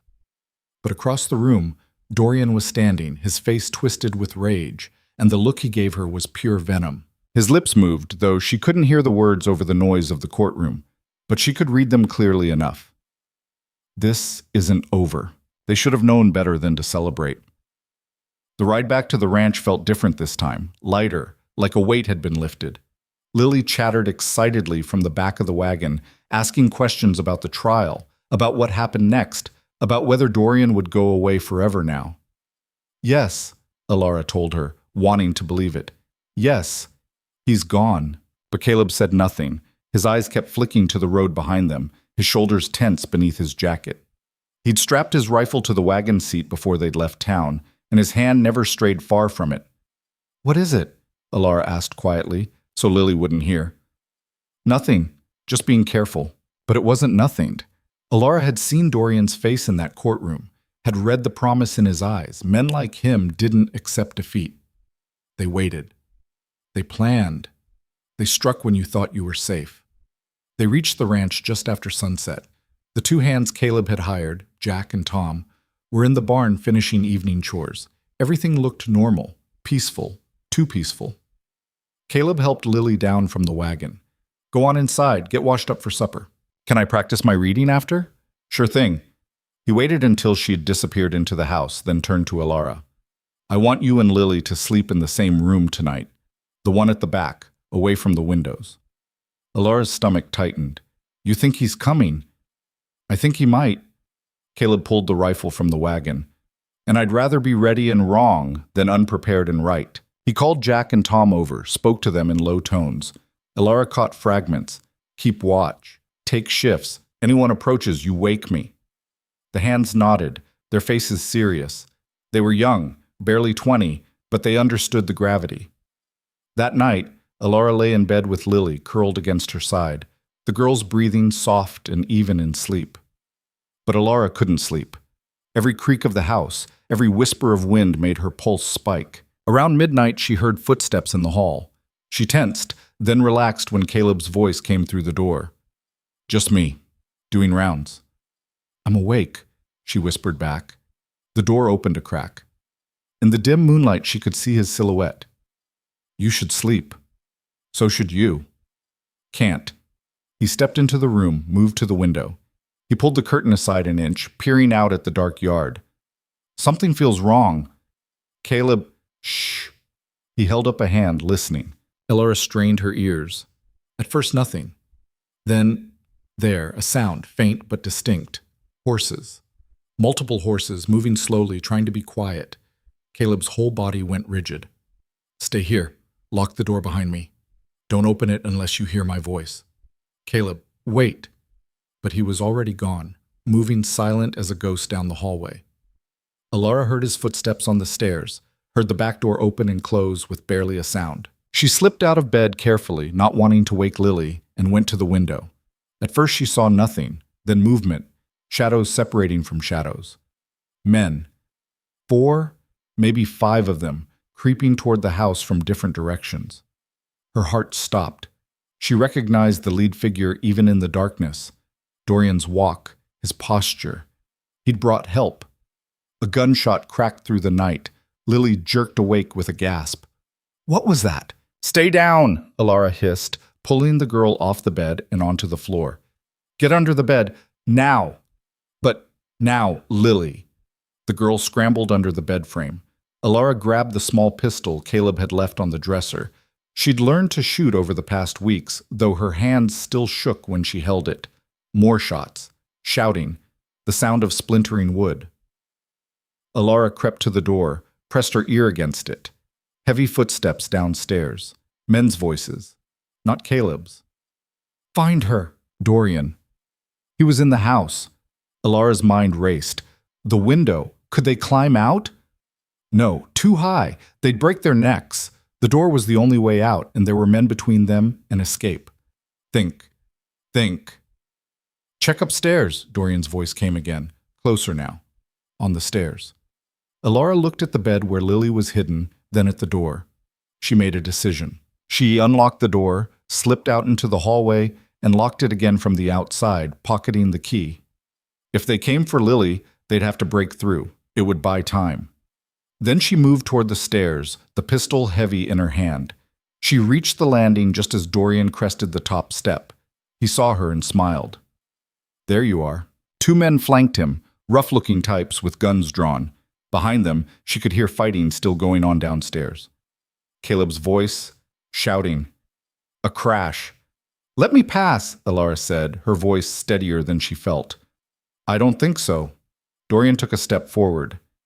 You've caused me a lot of trouble, Alara. Time to come home. I am home. His smile faded.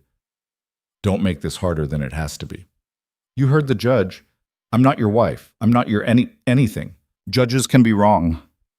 Another step. And laws can be flexible, especially out here where no one can see what happens.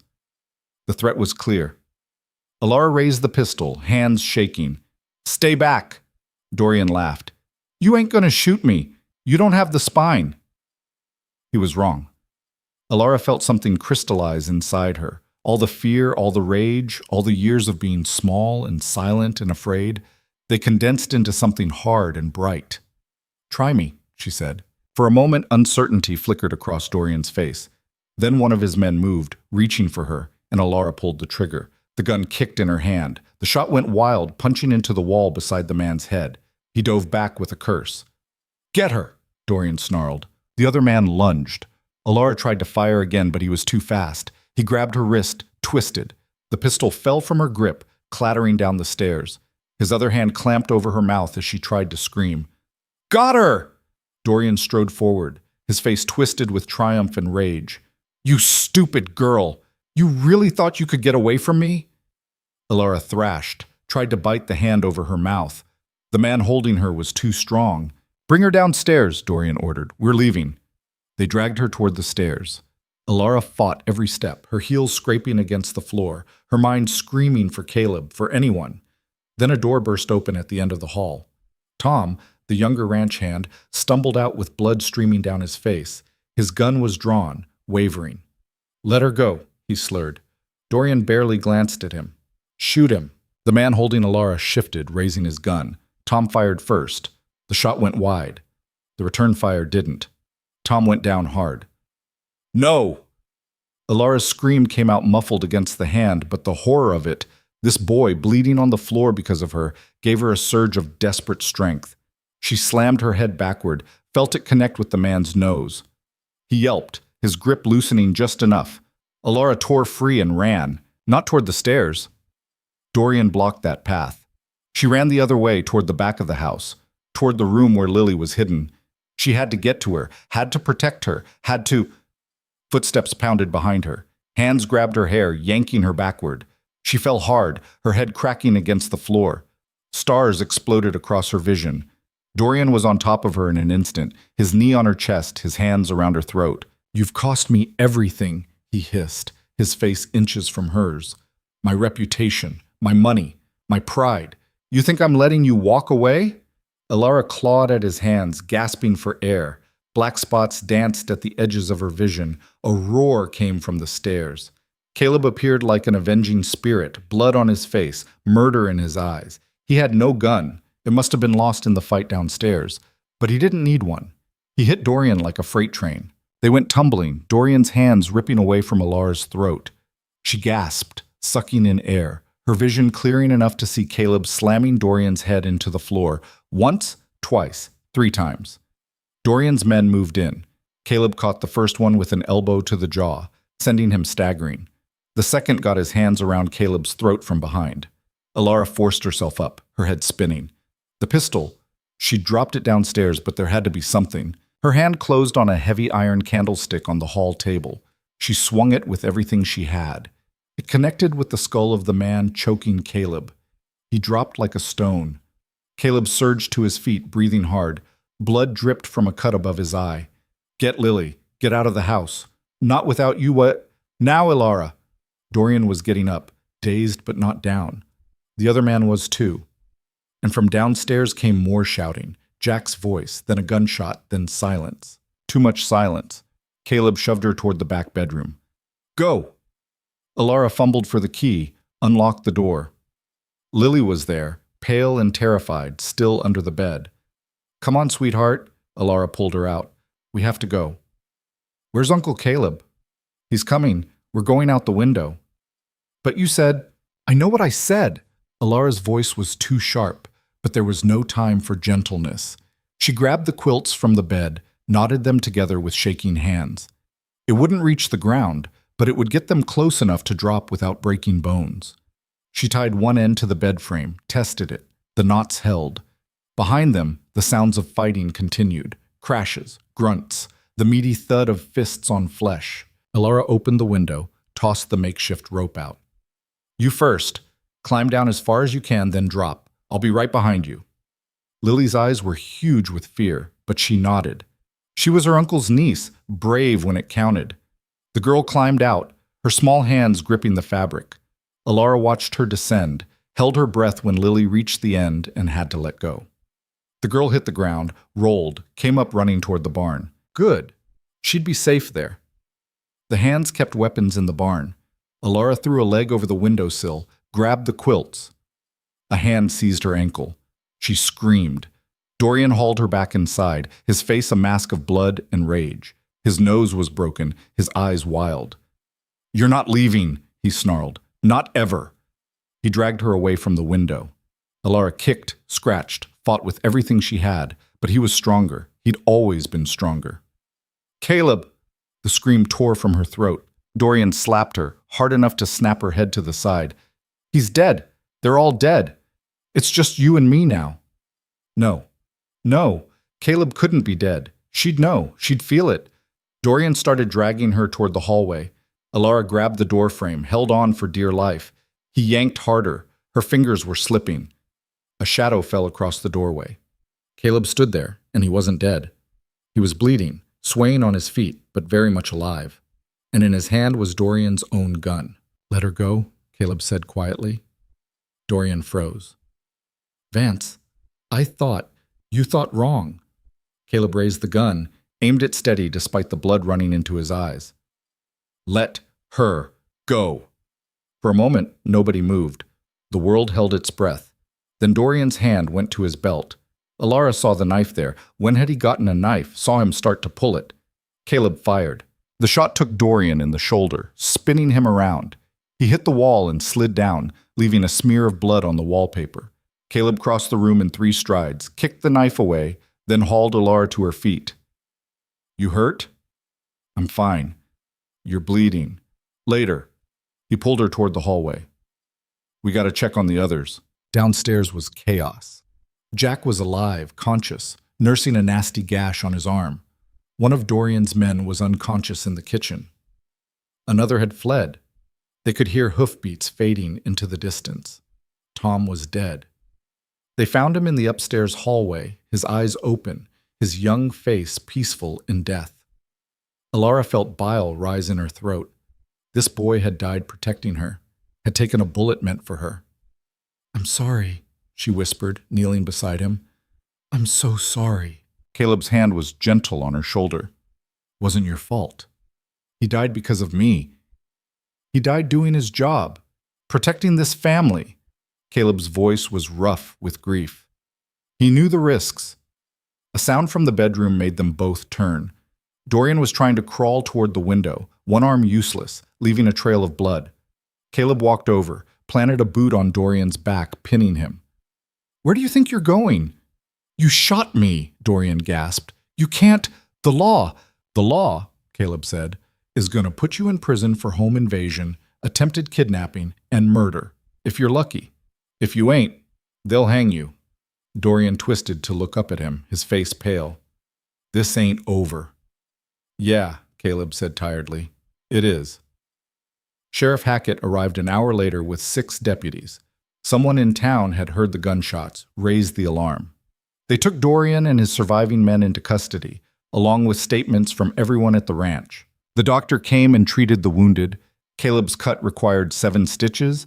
Jack's arm needed bandaging. Alara's throat was bruised but not seriously damaged. Tom's body was taken away, respectful and somber.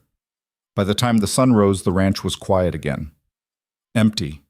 The house smelled like blood and gunpowder. Lily sat in the kitchen, wrapped in a blanket, her face blank with shock. Alara sat beside her, holding her hand, neither of them speaking. Caleb stood at the window, staring out at nothing. "Is it over now?" Lily asked finally, her voice small. Alara looked at Caleb. He turned from the window, his face exhausted but certain. "Yeah," he said. "It's over." "Promise?" "I promise, little bit. Dorian's going to jail. He ain't never getting out." "What about his friends?" "They'll go too. The law's got 'em dead to rights." Caleb crossed to them, knelt in front of Lily. "You're safe now, both of you, I swear it." Lily threw her arms around his neck, and he held her tight. Over the girl's head, his eyes met Alara's. They'd won. Barely. By the skin of their teeth and the grace of luck. But they'd won. The trial was swift. With multiple witnesses and overwhelming evidence, Dorian and his men were convicted of home invasion, attempted kidnapping, assault, and the murder of Tom Baker. Dorian got 20 years. His accomplices got 10 each. The judge made it clear. There would be no appeals, no second chances. Justice for once had teeth. Alara testified again, but this time was different. She wasn't scared. She wasn't small. She stood in that courtroom and spoke the truth with her head held high, and when Dorian tried to interrupt, tried to spin his lies, the judge silenced him. "You've said enough, Mr. Quinn. More than enough. I've heard Mrs. Vance's testimony, and I believe her. You are a violent, dangerous man, and you will pay for your crimes." When the sentence was read, Dorian's face crumpled. He looked at Alara one last time, and she saw nothing there but pathetic desperation. She felt nothing, no triumph, no satisfaction, just relief and exhaustion. Outside the courthouse, Caleb was waiting with Lily. The girl ran to Alara, and Alara caught her, held her close. "Is he gone?" Lily whispered. "He's gone," Alara confirmed. "For good this time." They went home. The ranch needed repairs, bullet holes in the walls, blood to scrub from the floors, windows to replace. They worked together, the three of them, putting the pieces back in order. It took weeks. Slow, hard weeks of rebuilding. They hired a new hand to replace Tom. An older man this time, weathered and quiet, who asked no questions and did good work. They buried Tom in the small cemetery on the edge of the property, under a tree that would bloom white in the spring. Lily wrote his headstone inscription in her careful handwriting. Tom Baker. Brave and true. Winter came, cold and sharp. The orchard went dormant, but Alara checked it every day, looking for signs of damage, making sure the irrigation lines hadn't frozen. Caleb caught her out there one afternoon, standing among the bare trees, her breath misting in the cold air. "What are you thinking about?" he asked. "Everything we almost lost," she said. "Everything we managed to keep." He came to stand beside her. They'd grown comfortable with proximity, with shared silences. The marriage was still being defined, still finding its shape, but it was real now, tested and proven. "Tom's funeral," Alara said suddenly. "When you read that passage about the land giving back what you put into it, that wasn't from any book, was it?" Caleb shook his head. "No, just something my father used to say. He worked this land before me, taught me that nothing worth having comes easy, but if you're willing to do the work, the land remembers, rewards you for it. Do you believe that?" "I'm starting to." He gestured at the orchard. "You save these trees, put in the work. Come spring, they'll bloom. That's the land keeping its promise." "And us?" Alara asked. "What are we?" Caleb looked at her, really looked. "We're people learning to keep our promises, too." That night, Alara knocked on Caleb's bedroom door. He opened it, surprise crossing his face. "Everything all right?" "Yes." She took a breath. "I was thinking about what you said, about the marriage being whatever we make it." "Yeah?" "I don't want separate rooms anymore." Caleb went very still. "Alara, I'm not saying," she stumbled over the words, "I'm not ready for everything, but I'm tired of being alone. And you're my husband. I want to wake up next to my husband." Something in his expression softened. "You sure?" "I'm sure." He stepped back, letting her into the room. It was sparse, a bed, a dresser, a chair, lived in, but not cluttered. They lay down on opposite sides of the bed, just like that first night weeks ago. But this time felt different. This time was a choice made freely, with clear eyes and an open heart. "Thank you," Caleb said into the darkness. "For what?" "For trusting me. For choosing this. For choosing us." Alara rolled to face him. In the dim moonlight, she could see his profile, the strong line of his jaw, the curve of his mouth. "Thank you for giving me something worth choosing," she said. His hand found hers between them. They fell asleep like that, fingers intertwined, and for the first time in her life, Alara felt completely safe. Spring arrived like a promise kept. Alara woke one morning in early March to find Caleb already gone from bed, the sheets cool where he'd lain. She dressed quickly and went downstairs to find him standing at the kitchen window, coffee in hand, staring out at something she couldn't see. "What is it?" she asked. He turned, and his face held something she'd rarely seen there, pure, unguarded joy. "Come look." She crossed to the window and followed his gaze to the orchard. At first, she didn't understand what she was seeing. Then it hit her. Blossoms. The trees were covered in them. White and pink flowers clustered on branches that had been skeletal just weeks ago. The entire orchard looked like it had been touched by snow, except this snow was alive, trembling in the morning breeze. Alara's hand flew to her mouth. "They made it." "They did." Caleb's voice was rough with emotion. "You saved them." "We saved them," she corrected, but she couldn't tear her eyes away from the sight. All those months of work, of doubt, of not knowing if it would be enough. And here was the answer. Life persisting. Beauty returning. Behind them, Lily's footsteps pattered down the stairs. "What are you looking— Oh!" The girl pressed her face to the window. "They're blooming. Alara, they're really blooming." "I see it, sweetheart." Lily grabbed Alara's hand. "Can we go see them? Up close?" "After breakfast," Caleb said, but he was smiling. "Don't want to rush a miracle." They ate quickly, barely tasting the food, and then all three of them walked out to the orchard together. The morning sun filtered through the blossoms, painting everything in soft light. The air smelled sweet, like honey and hope. Lily ran ahead, weaving between the trees, laughing. It was a sound Alara had heard more and more over the winter months, but it still made her chest tight with gratitude every time. "She's happy," Caleb said quietly. "She is." Alara watched the girl spin in circles, arms outstretched. "Hard to believe she's the same child who barely spoke 6 months ago." "That's your doing." "It's all of us." Alara turned to him. "She needed a family. We gave her that." Caleb's hand found hers, their fingers lacing together naturally now. It had taken time, this comfort between them. The first few weeks of sharing a bed had been awkward, both of them too aware of the other, too careful. But slowly, they'd learned each other's rhythms. The way Caleb slept on his back, one arm flung out. The way Alara curled on her side, always facing the door until Caleb had gently pointed out she didn't need to watch for danger anymore. They still hadn't crossed certain lines. Alara wasn't ready, and Caleb never pushed. But there were small intimacies now, his arm around her shoulders on cold evenings, her hand on his back when he was tired, the way they sat close enough that their legs touched. It was enough. For now, it was enough. "I got something to tell you," Caleb said, his tone shifting to something more serious. Alara's stomach tightened. "What?" "Nothing bad," he said quickly, reading her face. "Just, I got a letter yesterday from the county land office." "And?" "That parcel to the east of our property, the one that's been sitting empty, it's going up for sale. 20 acres of good land, including a creek." Alara knew the parcel. She'd ridden past it with Caleb during the winter. "You want to buy it?" "I want to buy it for you." She blinked. "What?" "The orchard's doing well. Come fall, we'll have our first real harvest in 3 years. That's money coming in.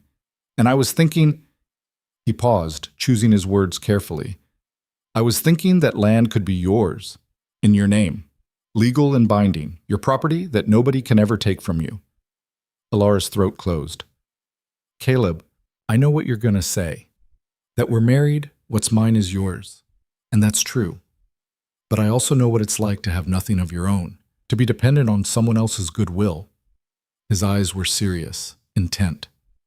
"I don't want you to ever feel trapped again, not even by me." She couldn't speak, couldn't find words big enough for what she was feeling. You don't have to decide now, Caleb continued. Just think about it. What you'd want to do with the land, expand the orchard maybe, or plant something else.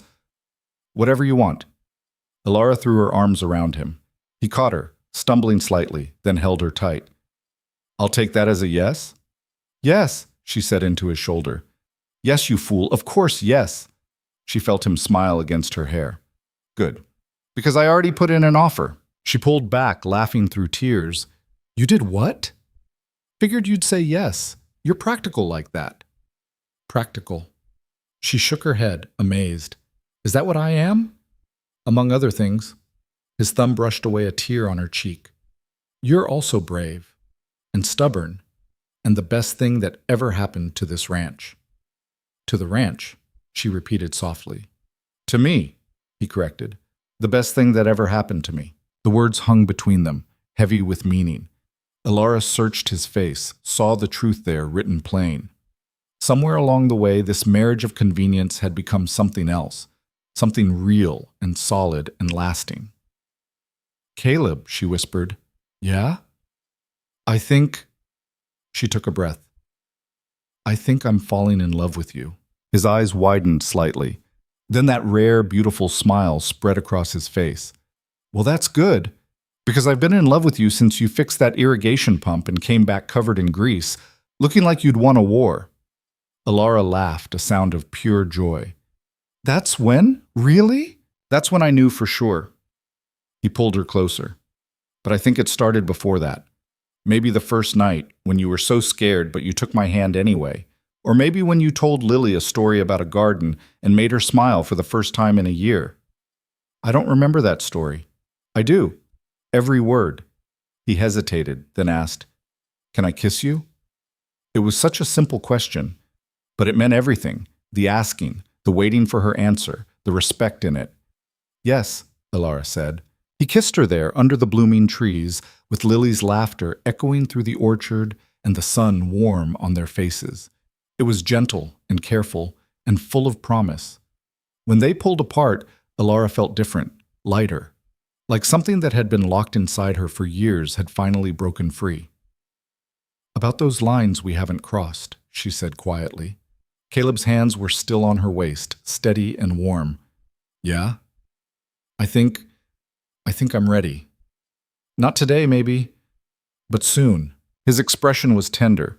Whenever you're ready, no rush. We got all the time in the world. All the time in the world. Once, that phrase would have terrified her. Now it sounded like a gift. The land purchase went through within a month. Alara stood in the county office, signed the papers with her own name, Alara Vance, sole owner, and walked out with the deed clutched in her hands. It was real. 20 acres of earth and sky and possibility that belonged to her. Not because someone had given her permission. Not because she'd been traded or sold or claimed, but because she'd worked for it, earned it, chosen it. That night, she and Caleb sat at the kitchen table planning what to do with the land. Lily was upstairs, supposedly sleeping, but probably reading by lamplight. We could extend the orchard, Caleb suggested. Apple trees do well here, but pears might work too. Or cherries. Alara nodded, making notes. And the creek, we could use that for irrigation, run pipes from it to water the new trees. Smart. He studied the map they'd spread out. What about here, the southern corner? That's good flatland. Vegetables, maybe. We could sell them in town. Fresh produce always brings good money. They worked late into the night, their heads bent together over plans and possibilities. It felt good, this partnership. This building of something together. When they finally went to bed, Alara lay awake for a while, listening to Caleb's breathing beside her. 6 months ago, she'd been property traded in a card game.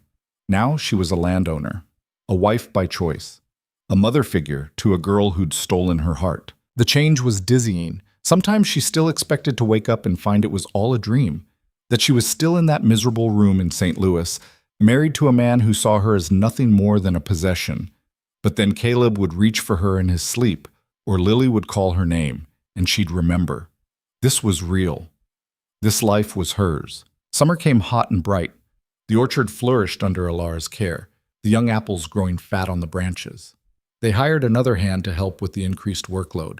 A quiet woman named Sarah who'd lost her husband in a mining accident and needed work. She and Jack got along well, and sometimes Alara caught them talking in the barn, their voices soft and careful. Everyone was healing, she realized. Everyone was rebuilding. Lily had shot up 3 inches and grown bold with her reading. She devoured every book in the house, then asked Alara to order more from the catalog. The girl had a particular love for stories about adventure, about people who made their own way in the world. "I want to be like that," Lily said one afternoon. They were sitting under a tree, taking a break from planting the new vegetable garden. "Brave and free. You already are," Alara told her. "No, I'm not. I still get scared sometimes. I still have nightmares about when Mama and Papa died." Alara set down her trowel, gave Lily her full attention. "Being brave doesn't mean not being scared. It means being scared and doing the thing anyway. Like when you married Uncle Caleb? Even though you were scared?" Exactly like that. Lily was quiet for a moment, picking at the grass. "Do you love him now, Uncle Caleb?"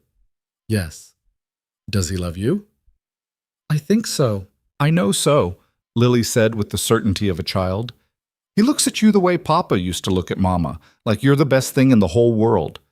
Alara's eyes stung. "Your parents loved each other very much." "I know, I remember." Lily looked up, her young face serious. "But I'm glad he has you now, and I'm glad I have you too. You're not my mama, but you're family."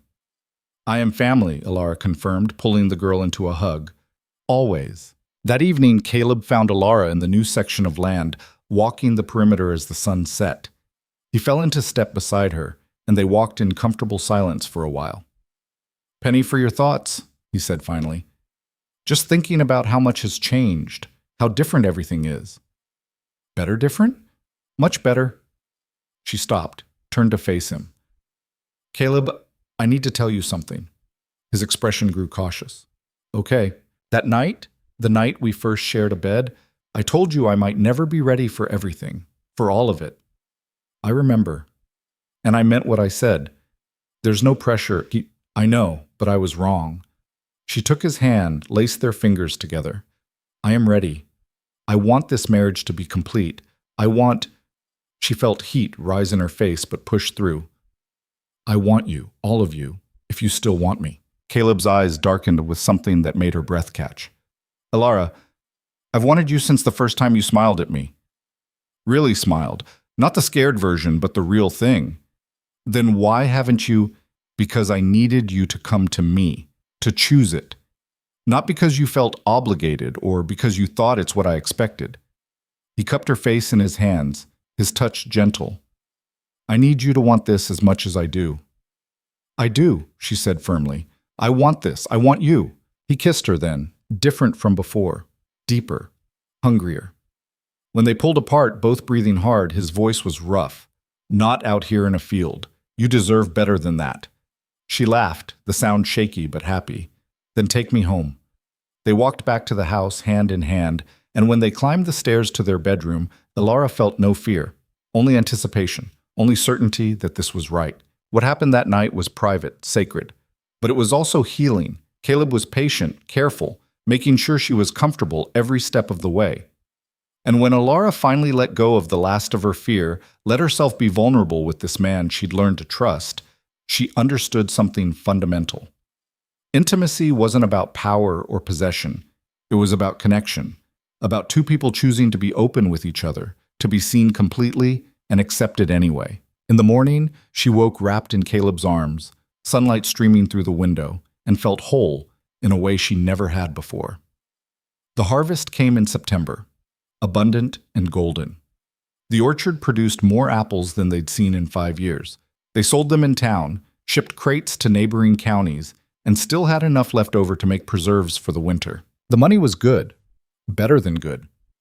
Caleb sat at the kitchen table one evening, counting it out, shaking his head in disbelief. "We can hire more help," he said. "Expand even further. Maybe buy some more cattle." "Or," Alara said slowly, "we could do something else with some of it." "Like what?" She'd been thinking about this for weeks, turning the idea over in her mind. "Lily needs proper schooling, more than we can give her here. There's a girls' academy in Austin. It's expensive, but worth it, Caleb finished. He looked thoughtful. She'd have to board there. We'd only see her on holidays. I know. It would be hard. But she's so smart, Caleb. She deserves the chance to learn, to become whatever she wants to be. Let's ask her, he decided. See what she thinks. When they presented the idea to Lily that evening, the girl's face went through a journey of emotions: excitement, fear, uncertainty, and finally determination. I want to go, she said, but I'll miss you both so much. We'll miss you too, Ilara assured her, but this is your chance, your choice. And I can come home for visits? Every holiday, Caleb promised, and we'll write letters, lots of them. Lily nodded, her eyes bright. Then I want to do it. I want to learn everything. She left for the academy in October, with a trunk full of new clothes and books and a letter from Ilara tucked in her pocket. Watching her ride away in the wagon was one of the hardest things Ilara had ever done. The house felt too quiet that first week, too empty. We did the right thing, Caleb said one evening, as if trying to convince himself as much as Ilara. I know we did. Doesn't make it easier. He pulled her close. Nothing worth doing is easy. You taught me that. The winter was long and cold, but they filled it with work and planning and the quiet comfort of each other's company. Letters from Lily arrived regularly, full of enthusiasm about her classes, her new friends, the books she was reading, and in late January, Ilara realized she'd missed her monthly courses. Twice. She didn't say anything at first, afraid to hope. But by February, there was no denying it. The nausea in the mornings, the exhaustion, the way her body felt different. She told Caleb one evening after dinner, just said it straight out, no build-up. I'm pregnant. He stared at her. You're what? Pregnant, with child. Going to have a baby. She watched his face, couldn't read his expression. I know we didn't plan this, and maybe it's too soon, but... He kissed her, hard and fierce and full of joy. When he pulled back, his eyes were wet. This is... Ilara, this is everything. She laughed, relief flooding through her. You're happy? Happy doesn't cover it. He placed a hand on her still flat stomach, wonder on his face. We're having a baby. We are. Lily's going to lose her mind. She is, Ilara agreed, already imagining the girl's reaction. The baby came in September, exactly 9 months after that first night Ilara and Caleb had truly become husband and wife.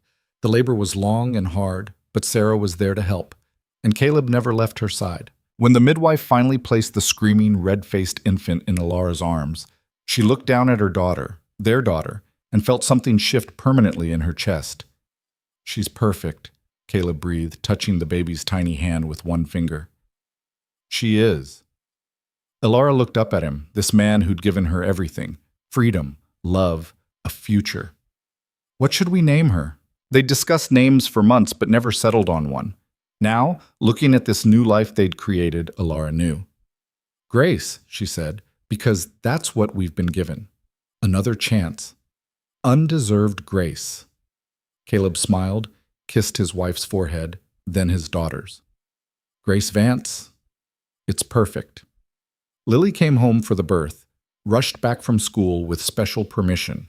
She held her baby cousin with careful hands, her face full of awe. She's so small, Lily whispered. You were this small once, Caleb told her.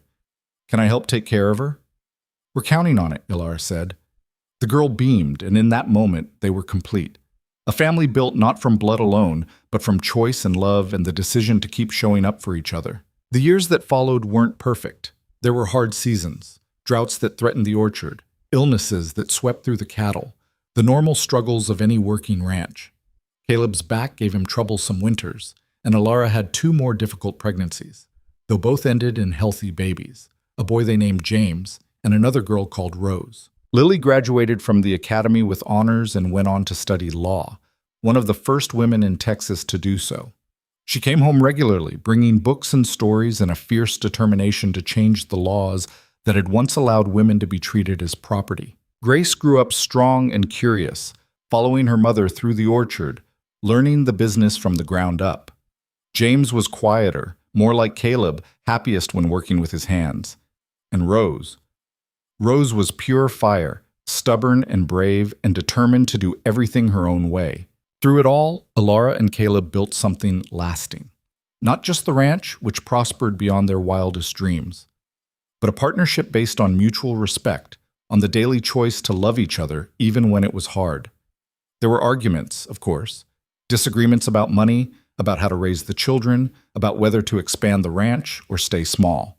But they learned to fight fair, to listen, to compromise. And at the end of every day, they still lay down in the same bed, still reached for each other in the darkness, still grateful for the life they'd built together. One evening, 20 years after that first night, Alara had arrived at the ranch as a prize won in a card game. She and Caleb sat on the porch watching the sunset. Their children were grown now. Grace married to a neighboring rancher. James, running the cattle operation, Rose away at university. Lily was a successful lawyer in Austin, fighting for women's rights. The orchard was in full bloom, just like that first spring. But it was bigger now, more productive. A testament to years of care and attention. "You ever think about how we started?" Caleb asked. Alara smiled. "Sometimes. It feels like a different lifetime." It was. He took her hand, their fingers fitting together like they'd been made for it. "You were so scared that first night. I didn't think you'd last a week. I didn't think I'd last a day." She turned to look at him, this man she'd spent half her life with. His hair was graying now, his face more lined, but his eyes were the same, steady, true. "But you gave me something to stay for." "What was that?" "Hope. The possibility that life could be different, better." "And was it?" "Better, I mean." Alara thought about everything they'd been through, the fear and the fighting, the losses and the victories, the quiet moments and the loud ones, the way they'd learned to be partners, parents, friends. "It was better than I ever imagined," she said honestly. "You know why?" "Why?" "Because it was mine. Every choice, every step, mine to make. You gave me freedom, and I chose you. Every day, I chose you." Caleb's eyes were bright. "And I chose you. Best decision I ever made." They sat in silence for a while, watching the sun paint the sky in shades of orange and red. The orchard rustled in the evening breeze, and somewhere in the distance, a bird sang. "You ever regret it?" Alara asked. "That night in the saloon? You could have folded. Let someone else deal with it." "Not once," Caleb said firmly. "Winning you was the best hand I ever played. I wasn't a prize to be won." "No," he agreed. "You were a person who needed a chance, and you took that chance and turned it into something beautiful. This ranch, our kids, everything we built, that's all you." "It's all us," she corrected. "Together." The sun dipped below the horizon, and the first stars began to appear. Inside the house, the lamps were lit, casting warm light through the windows. It looked welcoming, like home, and that's what it was, Alara realized. Not because of the building or the land, though she loved both, but because of the people who'd lived here, loved here, chosen each other here. She thought about that scared girl who'd stepped onto this porch 20 years ago, not knowing if she'd found salvation or another kind of prison. She wished she could tell that girl what Alara knew now, that freedom isn't given, it's claimed. That love isn't about possession, it's about partnership.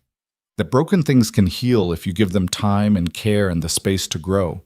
That you can lose everything and still build a life worth living. That choosing yourself is the first step to choosing anything else. Caleb squeezed her hand. "What are you thinking about?" "Everything," Alara said. "Nothing, just how lucky I am." "We both are." They stood, went inside together. The house was warm, full of memories and the ghosts of laughter. Their whole life was here, in the scratches on the kitchen table where the children had done their homework, in the coat hooks by the door that still held Caleb's jacket and Alara's shawl, in the bedroom upstairs where they'd shared 20 years of nights. This was home.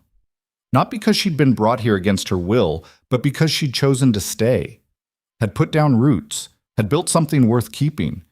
And in the end, that was what mattered. Not how you started, but what you made of the journey. Not the cards you were dealt, but how you played them. Alara had been traded like property, treated like she was worth less than poker chips. But she'd refused to accept that as her story's ending. She'd fought for her freedom, claimed her future, and built a life on her own terms. She was proof that no matter how dark the beginning, you could write yourself a better ending. That love could heal, that hope could persist, that courage could triumph. And standing in the kitchen of her home, her husband beside her, and the weight of all their years settling warm around them, Alara knew one thing for certain. She was finally, completely, beautifully free.